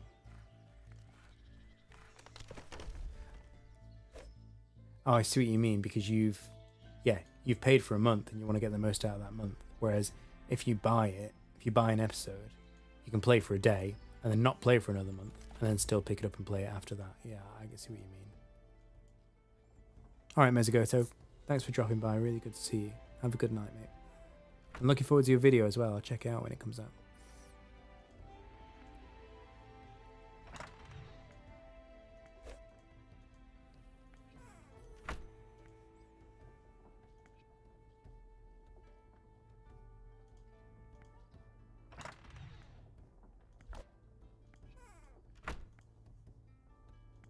Yeah, I know what you mean. To be honest, I always had that kind of feeling. Like, I hated subscription models. Like when I played Eve, even now when I play RuneScape,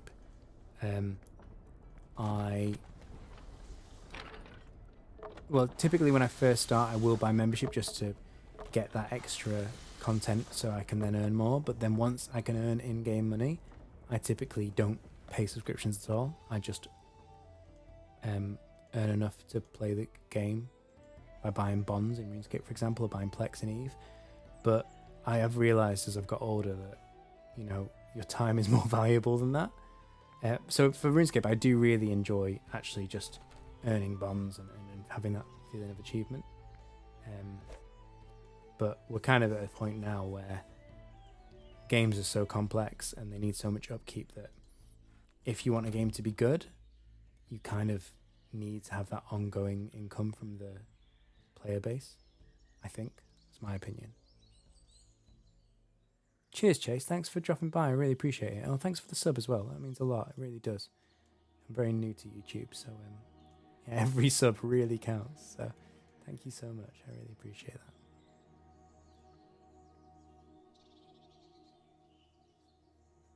Oh, SRS got too big for its boots. Yeah, I mean, it got, I don't know. It just got so popular, didn't it? But no, I still enjoy old school RuneScape. Right, let's teleport back up here. Now I've got some inventory space.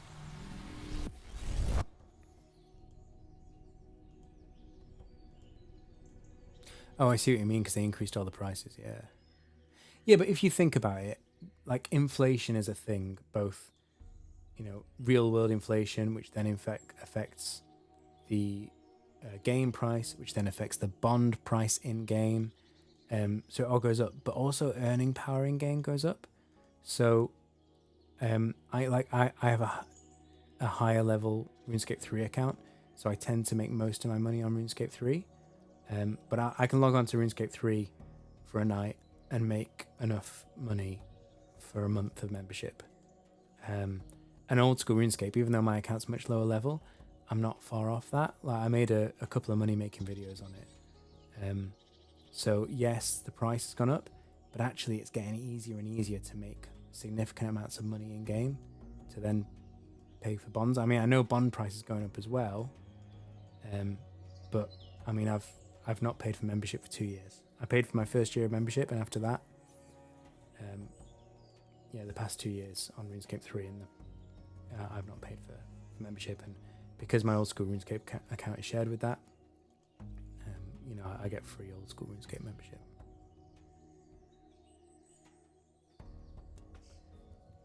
Yeah, I know what you mean about the pricing. The problem is, it depends so much for people in different parts of the world, and yeah, I've no idea what their costs are, so it's hard to say what the price should be. So look, there's a giant two-headed bear here. He looks kind of terrifying, no? I'm scared to go near him.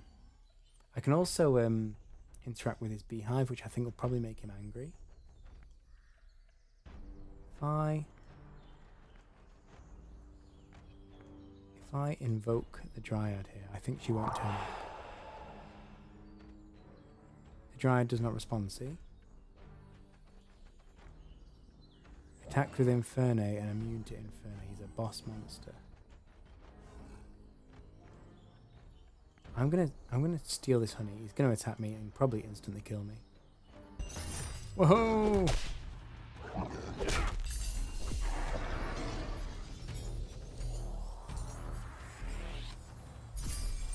There we go, we're done. Bye bye, bear. Right, so this isn't the place either. That's probably for later in the quest.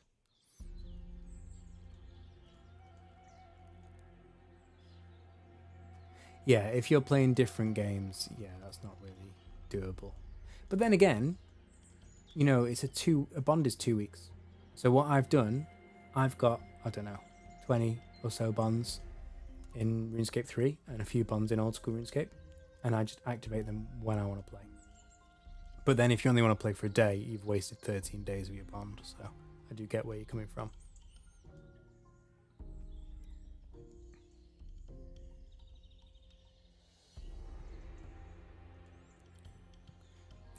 What game is that you're talking about? It got a real-time mechanic.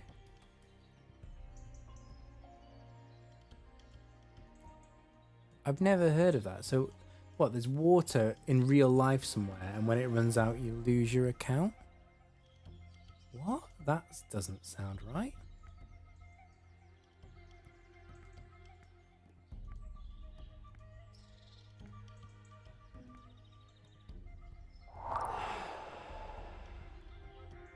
Okay. So what, do you have to like keep topping up the water? Oh, that's a bit toxic, isn't it? So you have to constantly maintain your account in game or you lose everything? I don't understand what I'm supposed to do for this quest. It said go to the northeast. I've been, I think, everywhere northeast.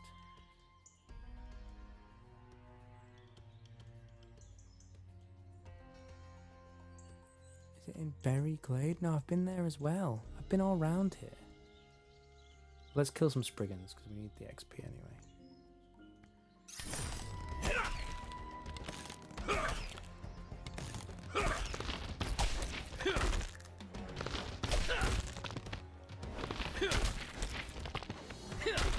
Yeah, no, I 100% appreciate, not everyone has the time or the will to earn bonds in game and use that for membership, and it's not worth it, right? You'll earn essentially less than minimum wage for your time.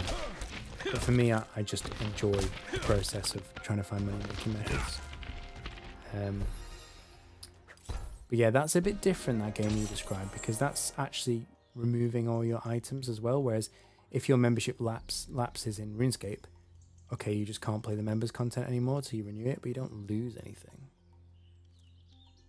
Right, I've got to tune this shield now.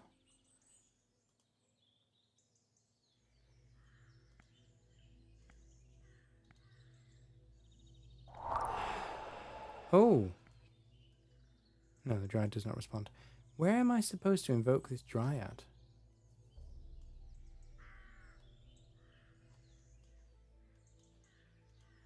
It said northeast.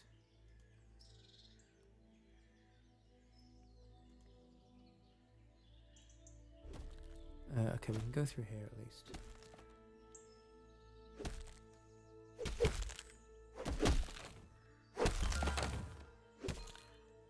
Yeah, it's different. If it's optional to grind, and you can just if you've got the disposable income, you just pay for membership. That's fine. But if you're forced to grind the game, most people don't have the time for that, or they want to do other things. I just wouldn't play that game. The trickling water just seems unnecessary. Yeah, no, I know you're not hating or anything. No, everyone's, entitled to everything. It's all good. Oh no! Can I just kill this viper? Oh, he's gonna kill me, isn't he? He's immune. Oh, he's immune to my weapon. Oh, that's. So the normal attacks the weapon will hurt him, but when it procs the magic attack, it won't.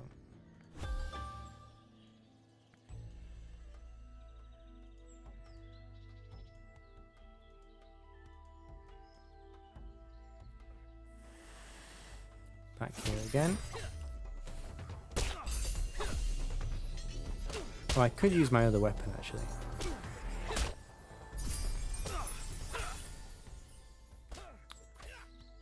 What, the water collection game's in a rough state?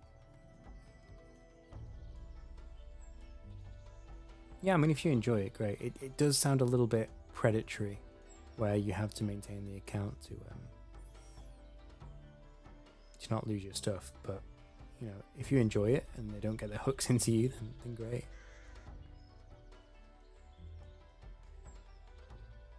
Right. I'm so confused by this quest. I've chosen my magic, which was Cryonite, looking for the source of the corruption somewhere in the northeast of Hope Forest. That's locked. That's locked. And also, I get like a weird... I think it is up here. But I keep getting turned around when I go there. I just noticed that's not locked anymore. I'm sure I've been in there and it did show it as locked, but... Okay, let's go and have a look. Oh, is this a dead end again? Okay. Alright, let's run past all the snakes again.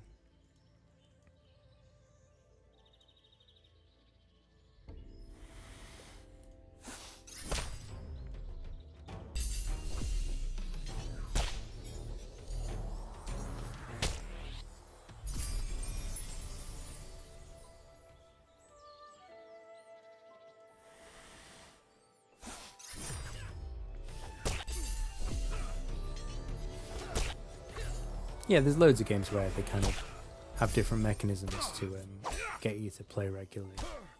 It's, you know, it's par for the course nowadays. As long as it's enjoyable, it's great. Some elements are different. If you're getting sucked into spending money you shouldn't be spending, or if you're getting stressed about it, then that's the time to put it down. Like Eve Echo, I mean, Eve Online kind of, but Eve Echoes was terrible for that. Like I had a really good alliance and I really got on with the people. Like we met up a lot in real life and it was great, but the game just got, or the developers got more and more greedy, and it was just, you always felt like you had to play because you had like dailies to do and you had like to defend your territory and all this stuff, and the game just got so stressful. It was worse than a second job. So I just, even though it was quite sad because I had lots of good friends on there and I put a lot of effort into the game, I had to quit it because it was just too much.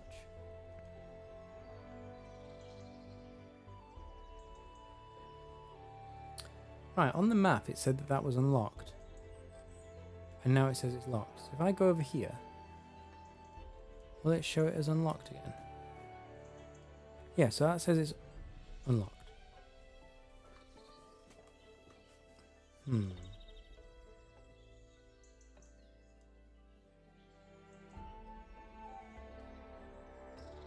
What if I try and call the Dryad here?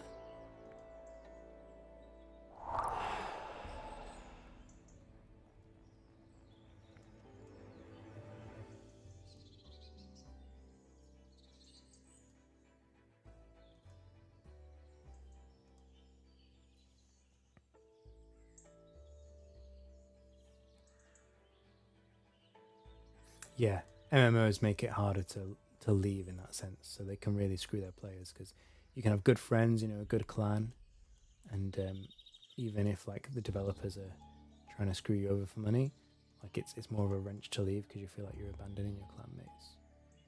Yeah, I can definitely understand that. Right, I'm gonna go see these knights again. See if I can if they can give me like a clue as to what's going on.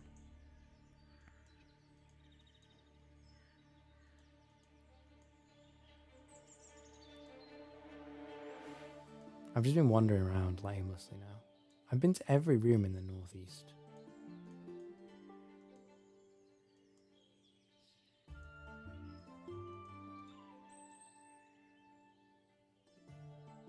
Yeah, I mean, like I said, it's a gamer's game, isn't it? They've not made it to make money.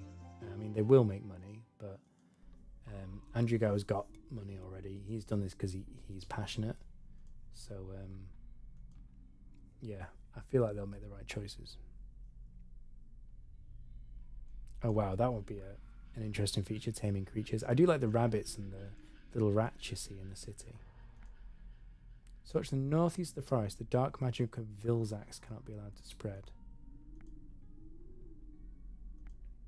Northeast of the forest, right. Yeah, so I'm pretty confident. I don't know if they'll add taming creatures. I mean, that would be cool. But it's not something I've seen hinted at.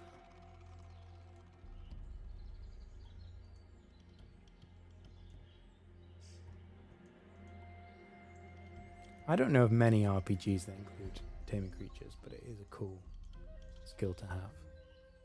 Yeah, exactly, more ways to interact with the world. They're definitely doing that. They're definitely adding more ways to interact.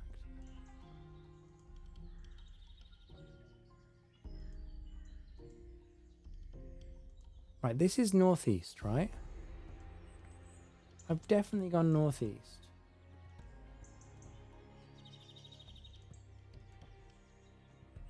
And if I go this way, you'll see there's like more corruption.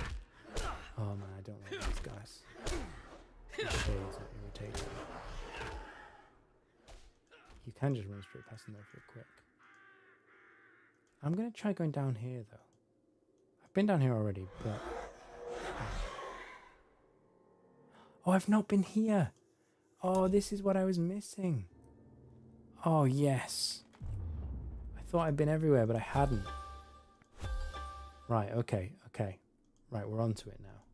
This is it. I don't know how I missed this before. Oh, this is from the teasers. Oh dear. Poor guy.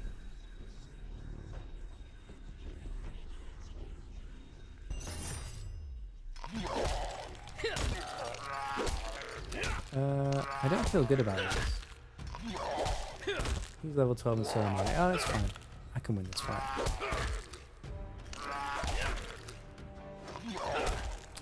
Yeah, setting waypoints on the map. I mean, they kind of do that automatically in the sense that you get the name, the place, and the stuff that's in there. But yeah, to like favorite a place would be quite cool, especially like in a forest like this where you can get a bit lost. That does make sense. That would be nice. Did I literally just kill my squad mate?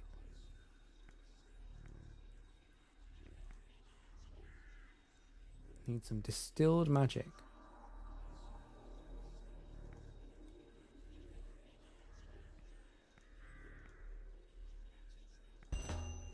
Benign magic. Is that the bones or is that something else? Beetles. They weren't there before. Catch the beetles. What skill is this using? Oh, maybe it's not a skill. Maybe it's just a quest thing. Are there more? No, that's all of them,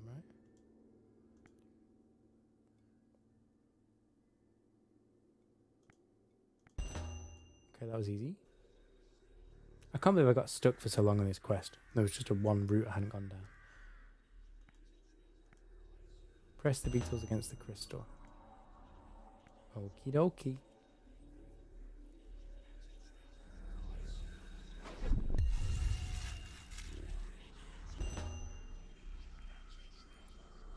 Explore the forest and find other sources of distilled benign magic. Any idea where I should look? Beyond the tangled briar. It's a good job I got my woodcutting level up. Oh. Ah. So the bear. I have to kill the bear. I've already got some. Oh, hello. Ah, Mezigoto. Here he is.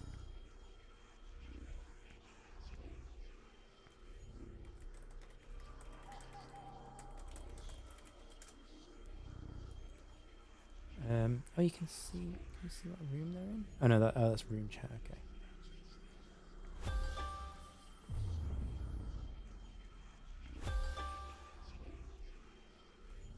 Right. So I've got to kill the bear, which means I need to do some training. Not much training, to be honest. It's only level 20, so that's fine. I've already got this from the south. And then I've got to go through the tangled briar. Okay. Yeah, I guess this is it. Oh, I'm so glad I got my woodcutting level up. I thought I would need it.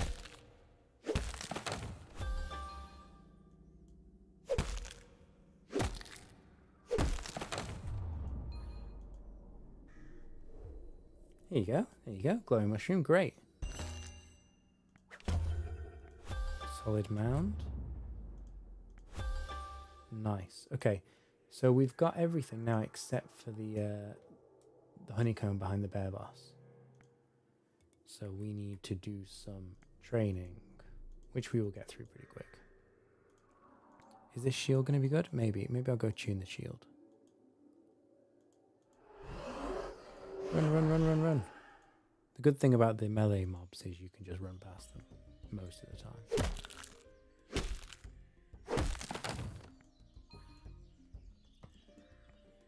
I mean, in theory, I could fight a shade, but I'd rather level up a little bit first. Oh, actually, oh, maybe I should. Should I go kill some vipers first, though, man? Oh no, yeah, I think I should fight the easier monsters. I've died quite a lot, so let's take it slow. We'll go imbue this shield over at the goblin camp. Combat effects do need updating. Yeah, I mean, they've said specifically they've got bare bones combat for the early access. So they're going to do, I think, quite a lot of updates to the combat.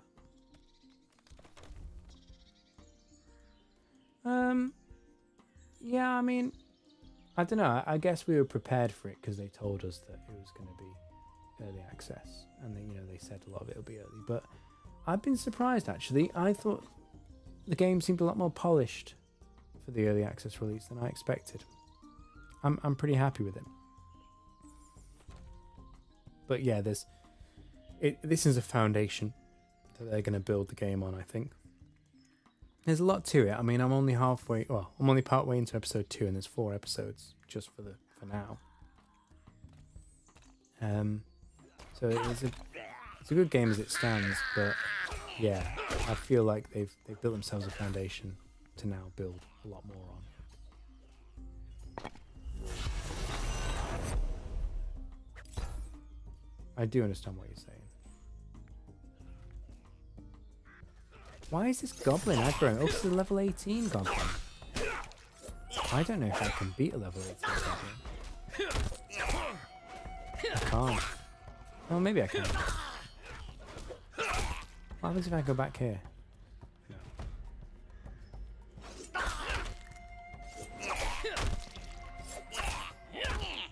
Oh, it's a close one.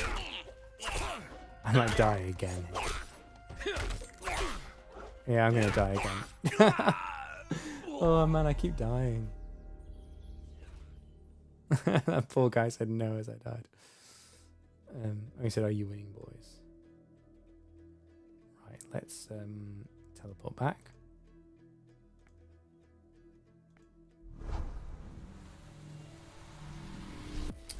Yeah, what areas feel like placeholdery to you? I mean, I can believe it. I'm just struggling to think of examples right now. Yeah, that's a good question. What penalty would you do for dying? That's the thing, right? Because, I mean, how hardcore do you want your game to be?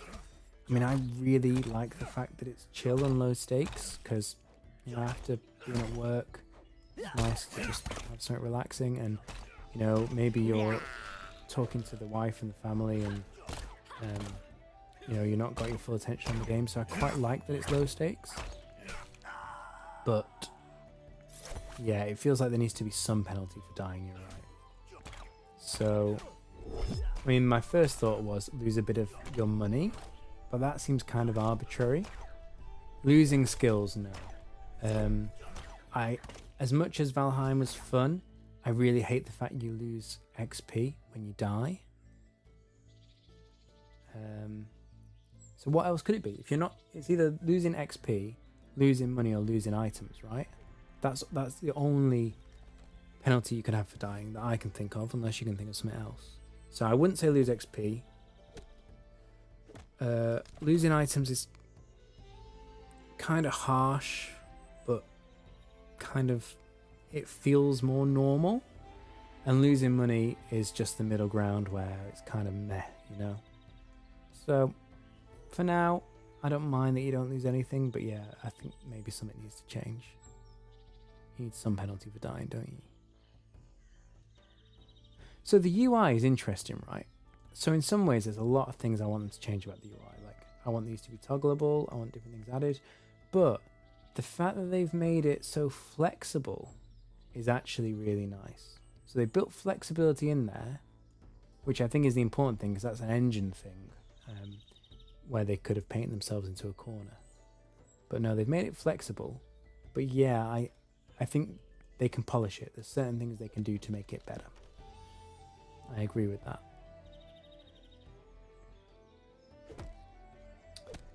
The animations I've loved, actually, like especially the skilling animations, I think are really lovingly done. I haven't seen any problems with those. Icons, some of them are a bit weird.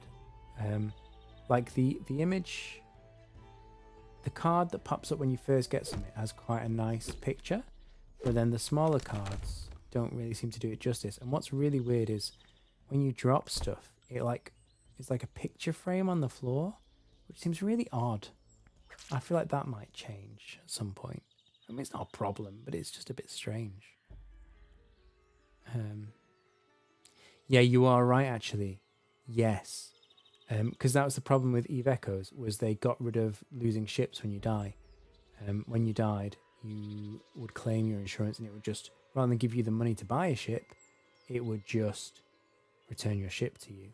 And it meant the whole economy just fell apart because there was no point building more ships because no one was ever losing ships. So yeah, I never thought about that. Losing items is not just kind of fitting in with the role play, but actually it would be better for the economy. I feel like maybe, again drawing the comparison, kind of like RuneScape, where you keep your 1 or 2 most valuable items and you lose everything else, or it drops to the floor and you've got to go and get it. Maybe. Is the map ugly?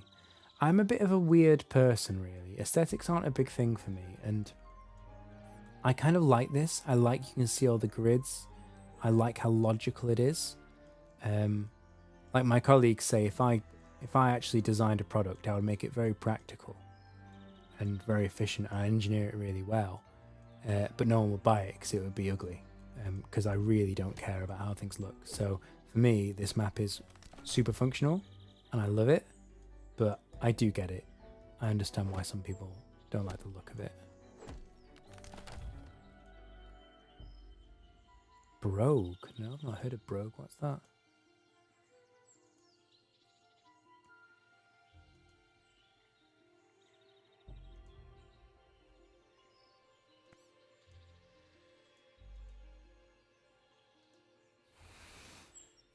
Okay, I'm going to fight a Viper.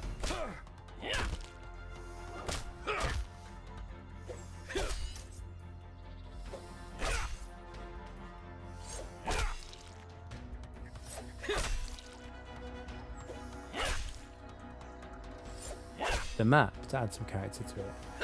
Yeah, I mean, to me it's clean.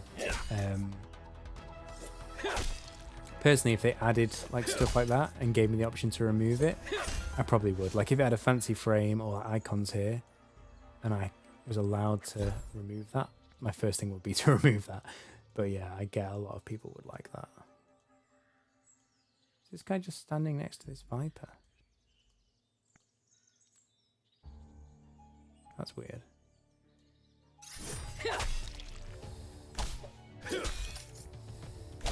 Yeah, exactly. Nice for the option. And I'm the minority. I think most people would like that. I'm just a bit of a weirdo, to be honest. I do think it's strange that you get the really nice pictures that pop up the first time you get an item, but then the default pictures that are used in the inventory are not as nice. I don't know why that would be the case.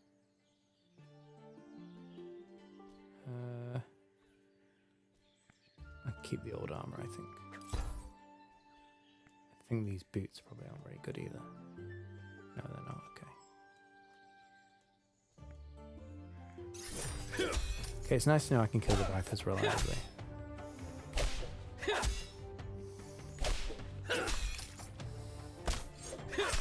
The graphics... Oh, Brogue is a roguelike. Oh, so I tried to play the original Dwarf Fortress because I thought it's right up my alley. It's all about gameplay. Aesthetics don't matter. There's no textures, none of that. It's just symbols. I thought I would love it, and my brain just couldn't pass it. It was too difficult for me. I'm gonna die. Oh, that was close. Yeah. So there is a limit to that. Like, as much as I say I don't care about aesthetics, yeah, I need to be able to understand what I'm looking at. And Brogue might be a bit too intense for me.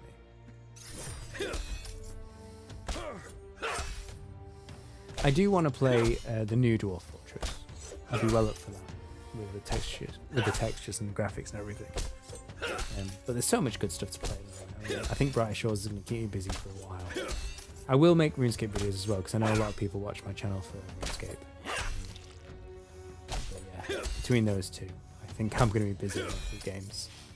But in the future, at some point, I would like to try that out.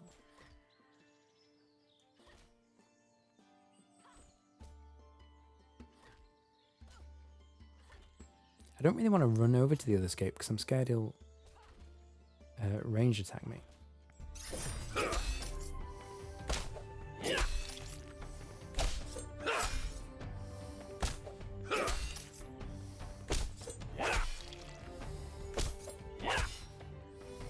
I'm gonna have to go to bed soon. What time is it? Oh yeah, it's really late actually.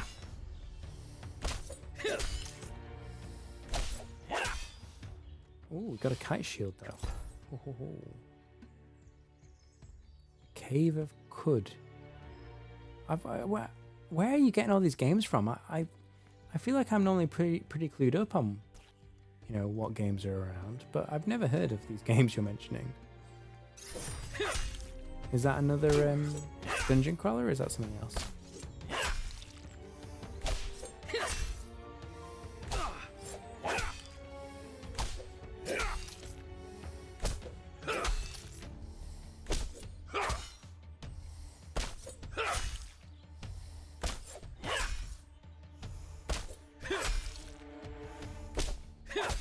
Oh, it's another close one. These are getting too close for comfort, these fights. Nearly got a level up there.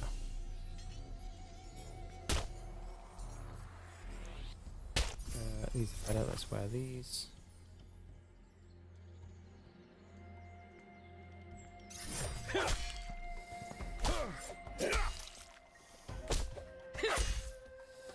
A roguelike that's also a sandbox, that's interesting.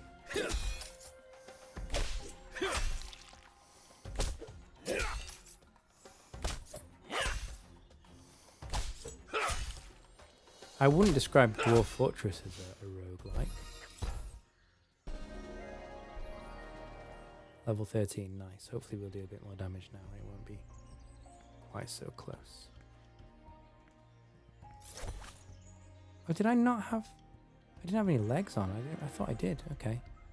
Oh yeah, so now we've got armored legs and we've got a level up. Fight should go a lot better.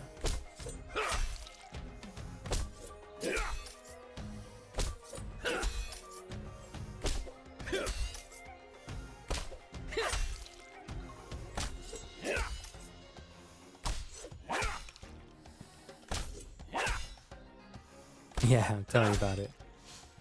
I mean, they're great, right? It's just, yeah, endless possibilities.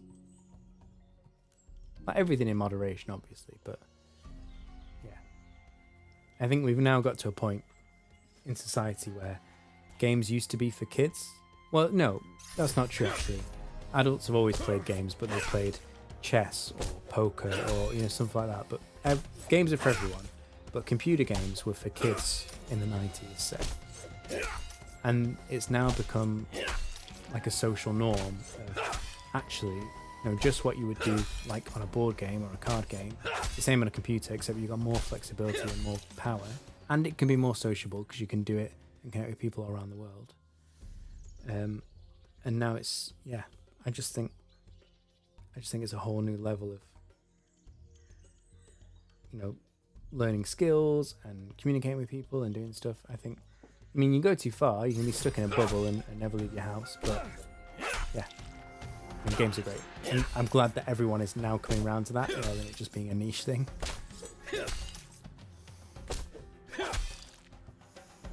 We are in a golden age of gaming, it's true. Definitely the golden age of gaming. I mean, I remember when I was a kid or a teenager, like going to the game shop and like having to judge by the back of the cover of the game whether it would be good or not, and paying like 30 quid for a game, which was a lot of money back then. And now, you know, you go on Steam and there's really good games for like £5-6.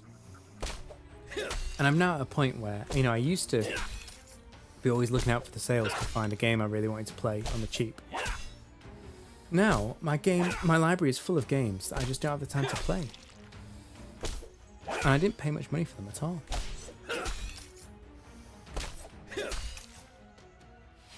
Yeah. Yeah, it is. Games are part of culture now. If you've got like a good game, especially one that people grew up with, people, yeah, will just rally around that, won't they? It creates whole communities.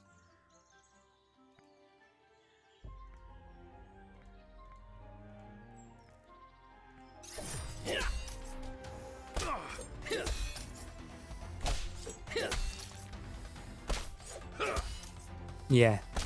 Yeah, exactly. There's still loads of really good games that are just timeless.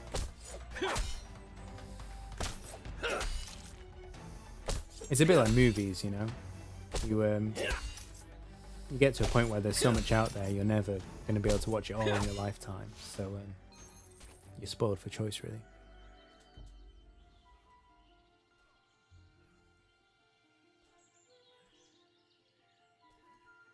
Yeah, because I'm a bit stingy, I very rarely buy games on release.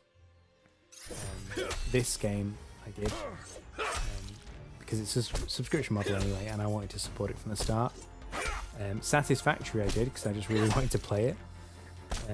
But yeah, normally I wait until like a year or two later. Now I'm doing YouTube, I can't really do that because I've got to do it, you know, when it's new and everyone wants to see it. But yeah, often I won't recommend buying a game that's brand new because it'll be half the price 6 months later. Oh, hello. This looks like a good sword. Oh, that's so much better. I don't know what this is.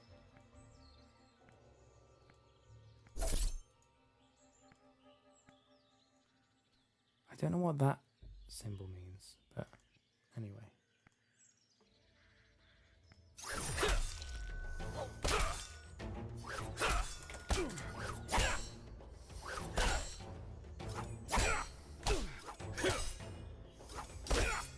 Yeah, support the devs is a term that's thrown around like too much. Like there's a lot of developers out there, like big publishers and kind of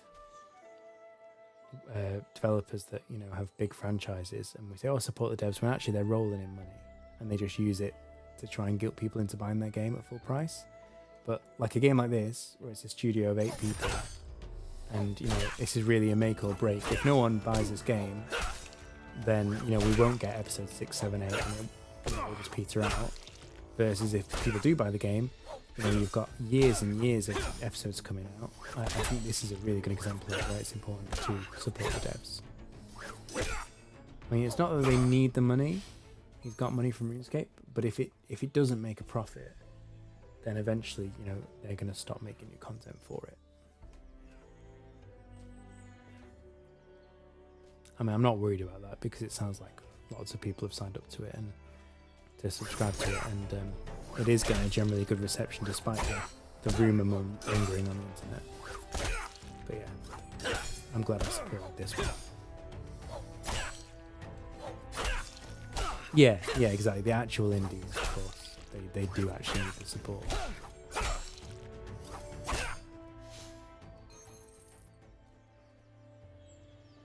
What games do New Blood make?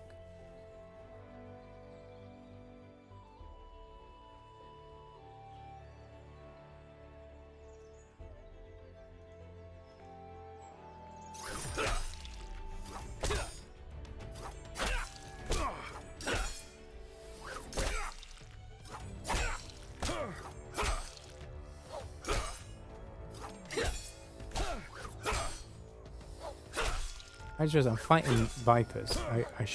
I could be well onto Spriggans by now. Let's go fight a Spriggan. For goodness sake. Oh no. No, thank you.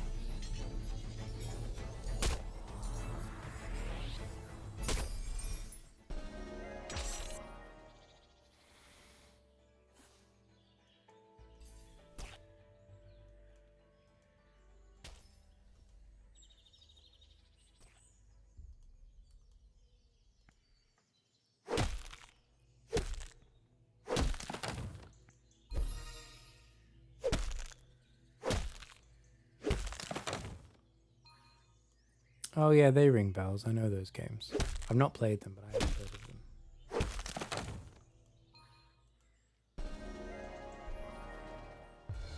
Well, that's something oh, I got another level up, or another knowledge up.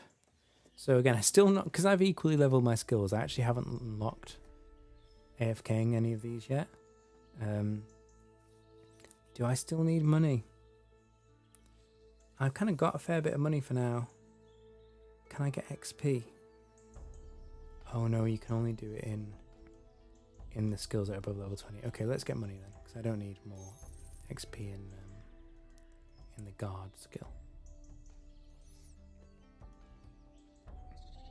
But yeah, I do respect them for this game. I think the price point of this is really fair as well. People are too greedy nowadays, that's the problem. Well, people have always been greedy, but they seem to be able to get away with it more now.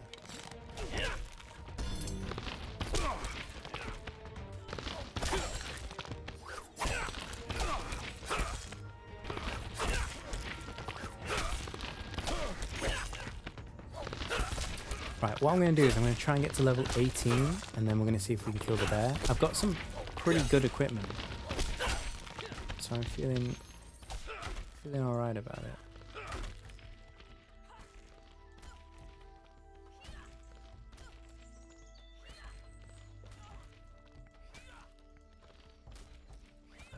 Bramble leaf.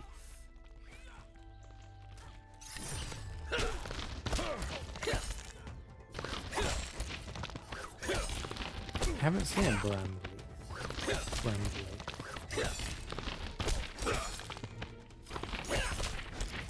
Could kill some shades now that I'm high level. I might move on to shades soon. Thing is though, these fights are really quite close, to be honest. Oh yes, these legs are better. Mostly better. Yeah, we'll use these.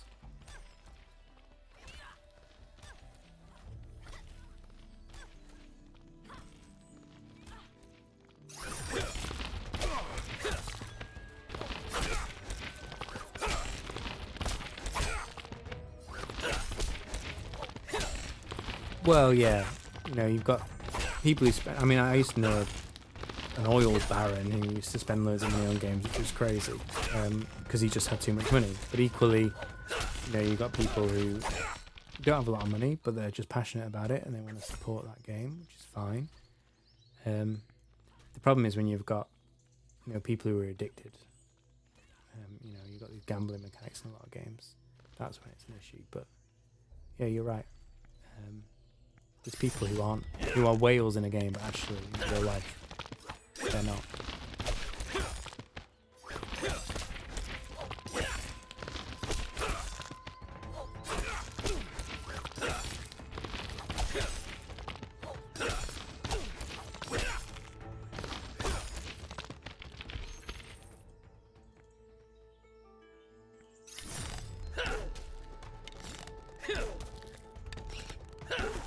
Yeah, I know what you mean.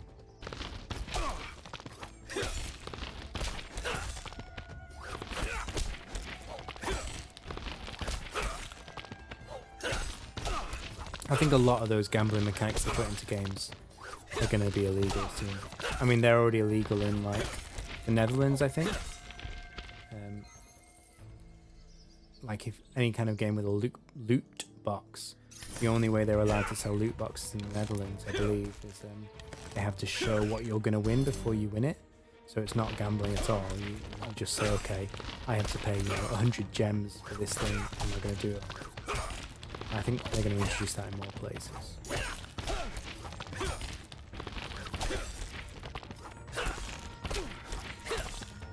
I mean, I think like FIFA's terrible for that, where you get like player cards, and kids, well, people, especially kids, spend so much money on these like trading cards in the game, and then the next game comes out the next year and they've got to buy all the cards all over again. I just don't get that.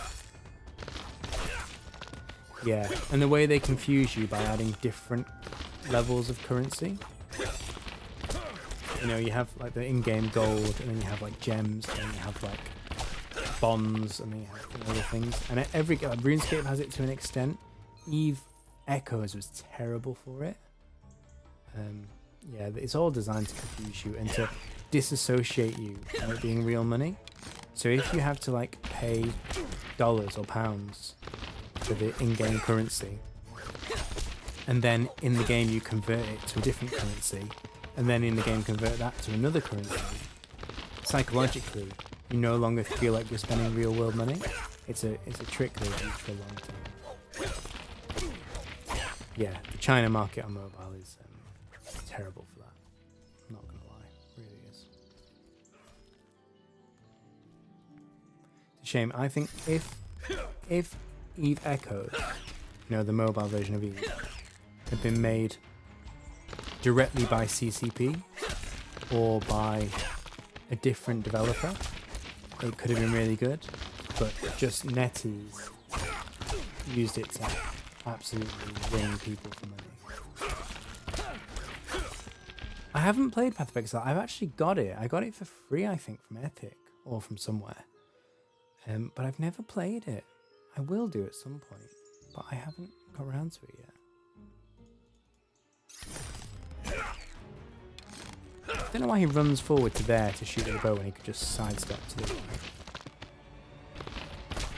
Oh, is it just free? Oh, okay. Yeah, I didn't understand that. I think that's why I didn't play it, because I felt suspicious.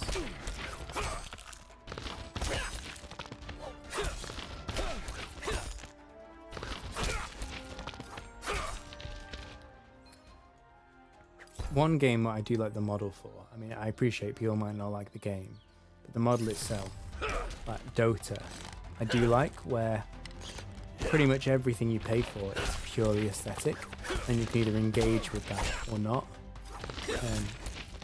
I like that. It's a really nice model.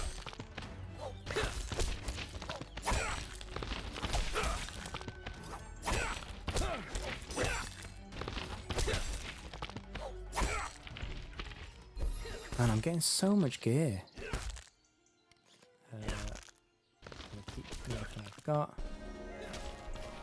Level 15, very nice.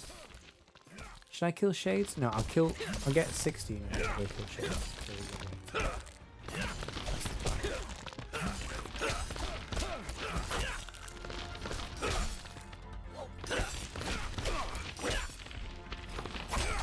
I never played League of Legends.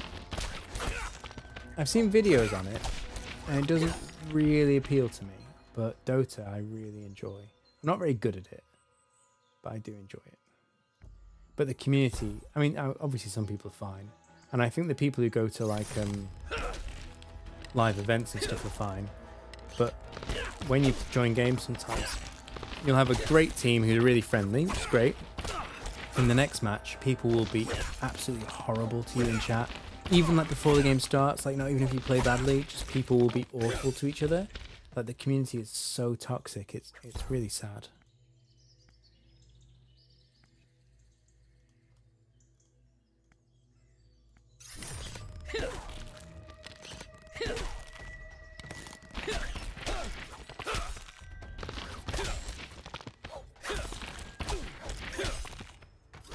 I love the complexity of Dota.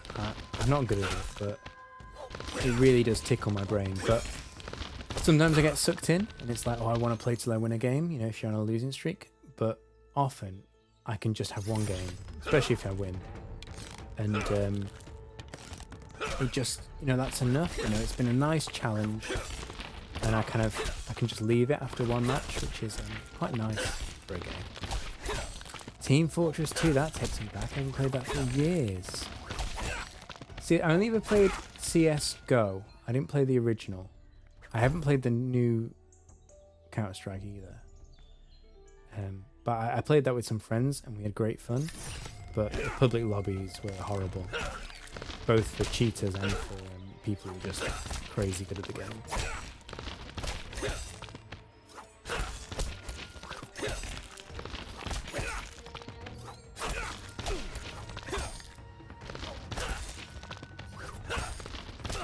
Do you ever watch the Yogs cast?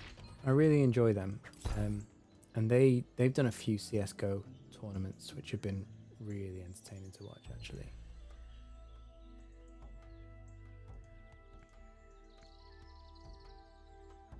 They also did a TF2 tournament, I think. Or I think they tried to, and the servers went down, actually, so they switched to Let's Go again, if I remember correctly.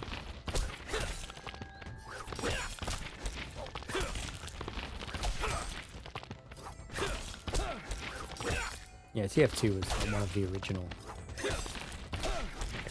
Is it a MOBA? It's not really a MOBA, is it? But yeah, it's one of the original kind of arena games. Yeah, I saw that. I saw they did the process.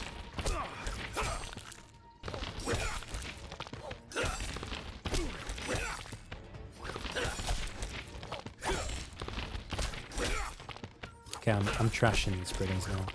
The level up and the new equipment is making a huge difference. So yeah, we'll get to 16 and then we'll go fight some shades. Oh, did they? They sent a physical book. I didn't realise that. Oh, well done. Good on you. I think we might actually beat this boss tonight. Certainly try it.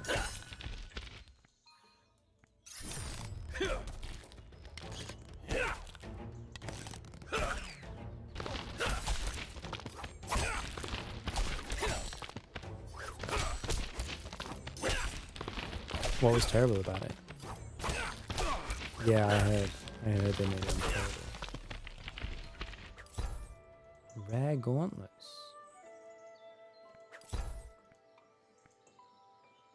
Nice. Oh, and I finally got a helmet to replace my episode 1 helmet. Look at all this gear. This is insane.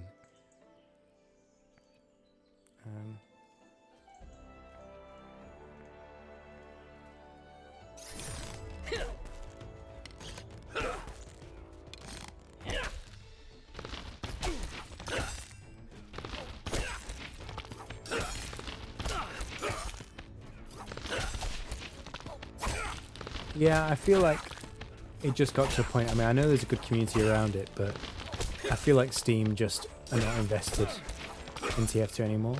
I think that's the bottom line. So they just want to take the easy route. Level 16, great. I'm not going to go fight the Viper I just unlocked. Instead, I'm going to do Shades. If I can remember where they are. I've gone the wrong way, haven't I? I can go left here.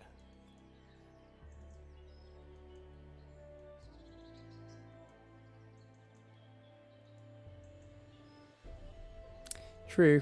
Yeah, true. They do update the game with MTX.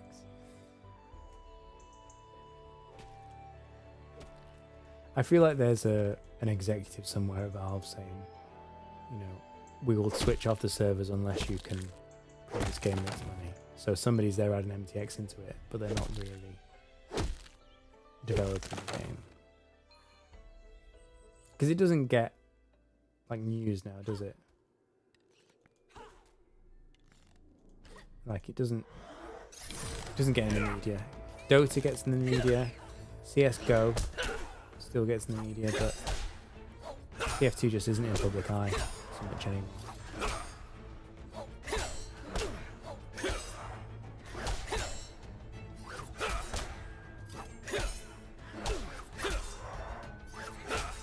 I mean, they could fix the game and maintain the game if they wanted to. They're just not sufficiently motivated, which is a shame.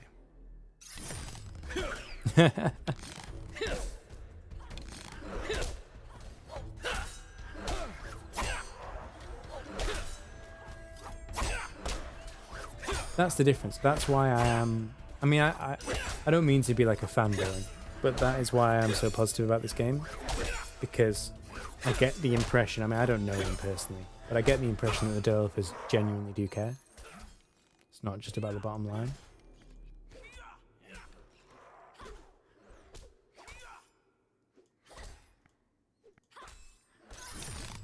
It's nice to finally be able to kill these shades. Yeah, you hope so. I mean, you never really know what goes on, do you? But yeah, that's my impression.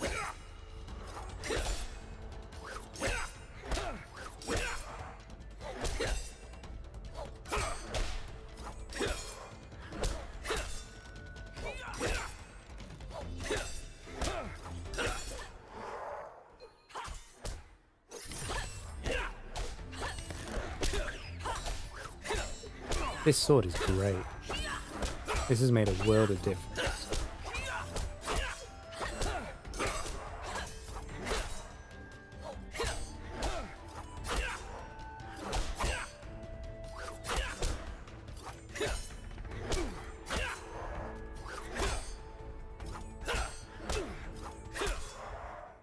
The room system, I mean, I think it's already benefited the game. I think I've never seen like a launch this smooth in terms of gameplay. And it's because you've not got people all fighting over the same resources. So it's been good, you know, and when new content comes out, it'll be good in that regard for the same reason. Other than that, I don't know if there's a benefit. I mean, Mezigoto, I mentioned before that it might help the housing system if they put houses in the game. The room system kind of plays into the same idea of people having their own player-owned houses. So it could make that a lot smoother. But yeah, I think it's mainly going to be that kind of thing and managing kind of crowds when there's new content coming out.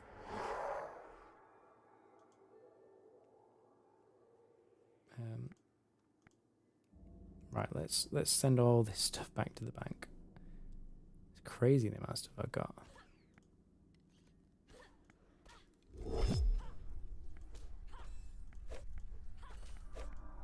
Gonna keep the untuned stuff.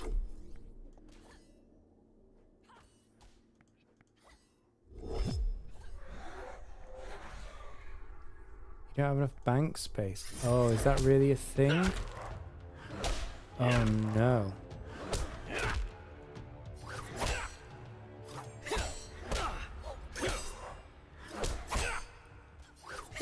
Okay, I'm probably going to have to go sell a load of equipment.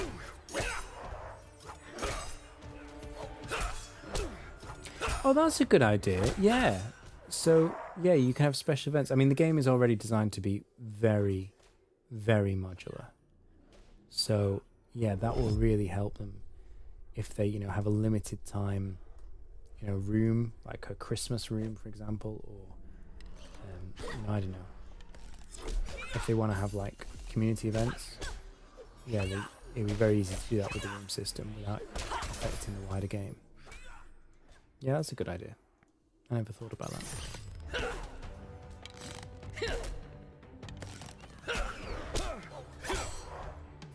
Right, we're not far off now. We'll get to level 18 and we'll go fight this boss. I think we can do it.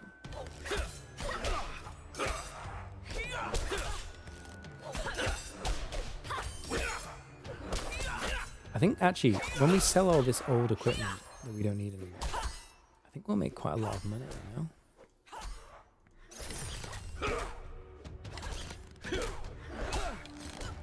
All your levels are up here.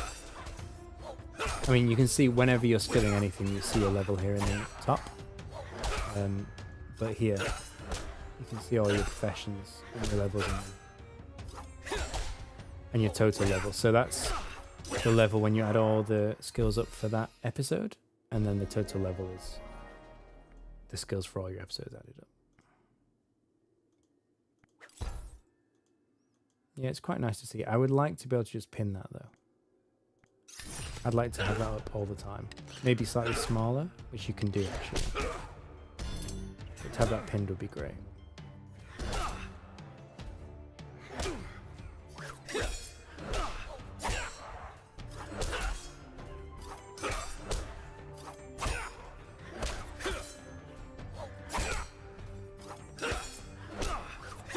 Sorry if I've gone a bit quiet, by the way. It's nearly 2 AM here, so I'm flagging, but I really want to get to level 18 and kill this boss.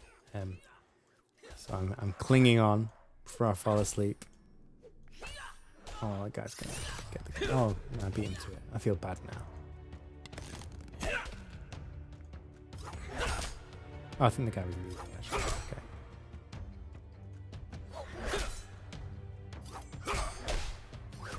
Yeah, I'm in the UK. Oh really, you're in the UK too? Quite a few people watching from the US. You're staying up late as well. Yeah, same goblin.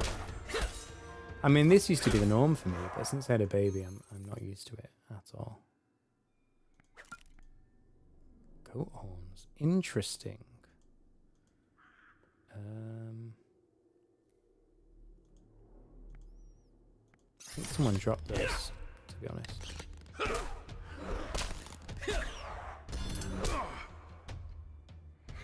Oh, change weapon.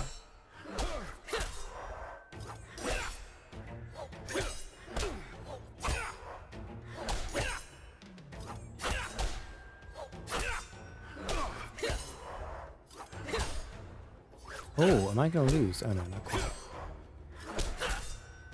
It's close though. Because I forgot to change my weapon for so long.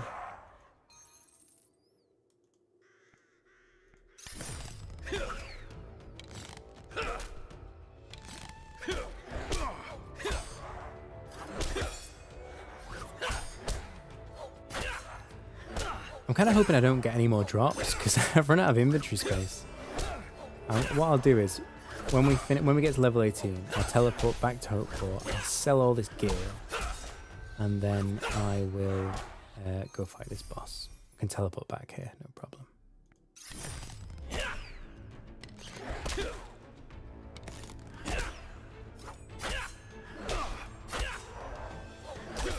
Ooh. I'm about to get another knowledge level up. Which I don't want to put into the guard skill, so I'll just take the money again. I'm going to be so rich. After saying that money was the bottleneck, I've now got loads of it. But don't worry, I'm sure when I level up I'm going to need more expensive equipment again. Do you know where to check the name? I mean, I can see it if I type. I can see it in combat.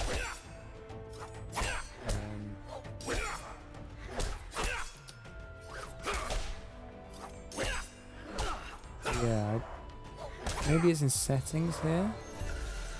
I'm not 100% sure.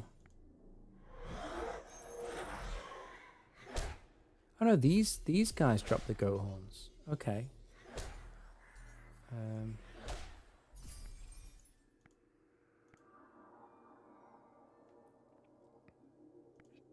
Okay, that's fine. We'll just lay it fall on the floor.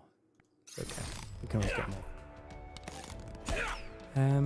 Where else does it say your name? So it says it in combat. It says it in your chat. That's it. So you can just type something in the chat, or you can get into combat and look.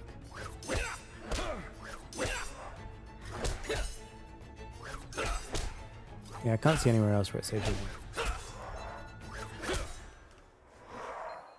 But yeah, you change your name after you create your character. You do the aesthetics first, which is a little bit tricky when it's launch day and everyone's trying to take the same names.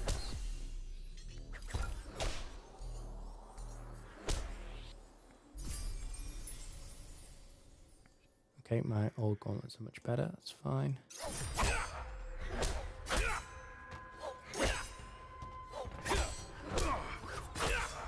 Apparently you can change your name, I think in episode 4, you get the opportunity to change your name. I don't know if it's a one-off thing, but yeah, you can do it.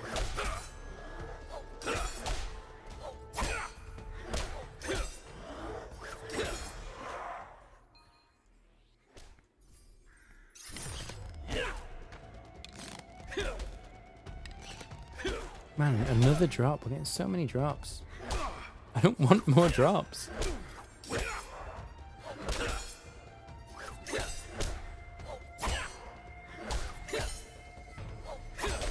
I'm a bit worried about there being limited bank space. That concerns me. I mean, I guess you don't need to store that much stuff. Right, now we got to decide what we want. So this... Oh, that's a lot better. Okay, so I'm glad I picked that up. And... Oh, we're going to have to drop something here.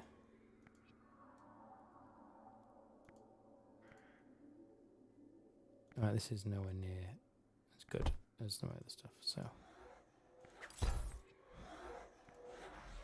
Drop that.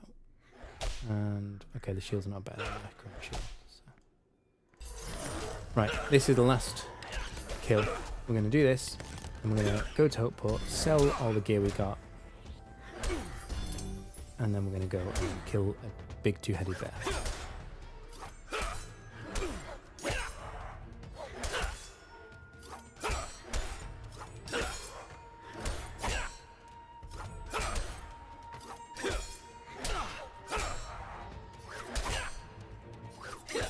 There we go, level 18.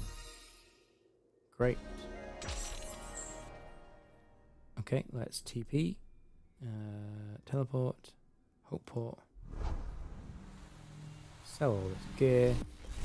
We'll keep this untuned stuff because when we tune it, it might be good. I don't even know if you can sell untuned stuff actually. Oh.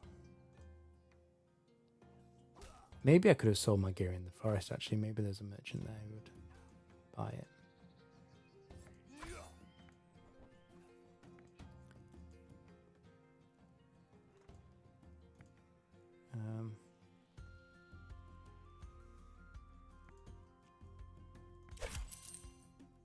Just sell everything that isn't unique.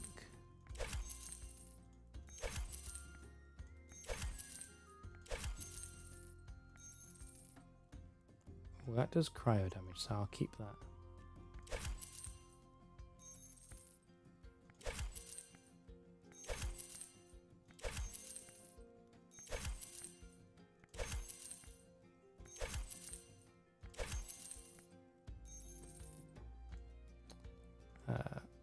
That does cryo damage as well.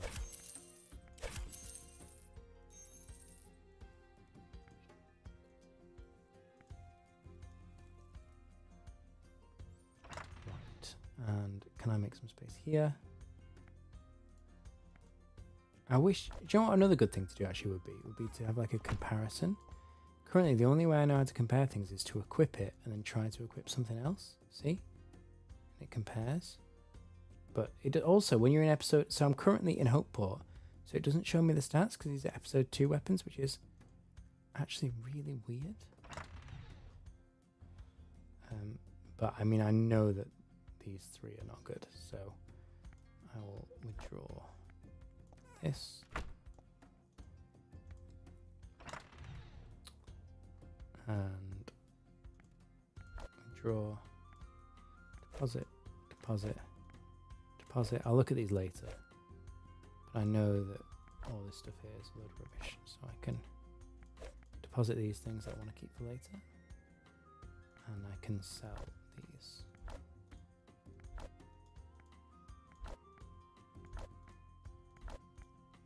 Okay, there we go. Made some room. Okay, right, now we're going to go kill a boss. Sell all. Hey, 103 silver. It doesn't get turned into gold, which is kind of disappointing. Maybe 1,000 silver is 1 gold? I'm not sure. Right.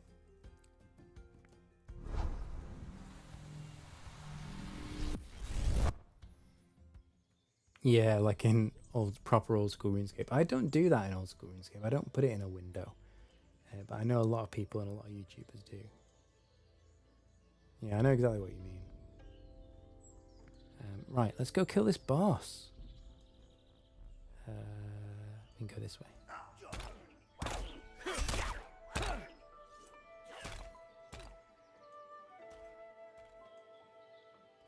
Are these emojis here? Yeah, I don't use them. I mean, it's fine. It's nice that you got all these options, but yeah, I don't use them. I haven't seen anyone else using them actually. I guess it's good if you you have a language barrier. Although some games now have translation built into the chat. Okay, right. This is it. This is the boss fight. I should have made some potions, but I didn't. Let's see if we can range this guy to start with. Oh, he's angry. He's angry. Oh, run, run, run, run, run, run, run, run, run, run, run. There you go. Okay. I think we got this. Oh, actually no. I don't think we got this at all. Oh no. Run, run, run. Run! What are you doing? Ooh. Okay, yeah, fine.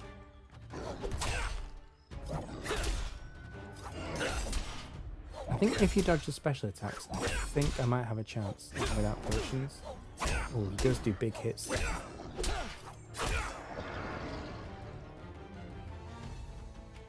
But when he does that, I think I get time. I think I heal over time. I'm not going to be able to do that. Oh, maybe. It's going to be close. It's another close one.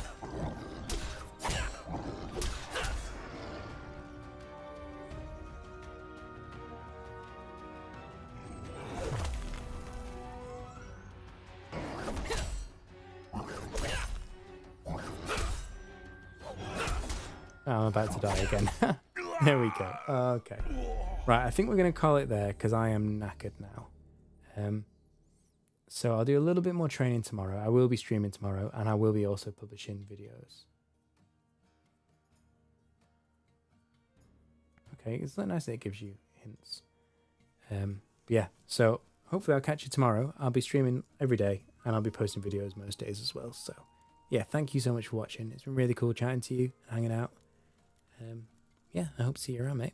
Been really good. Cheers, you have a good night.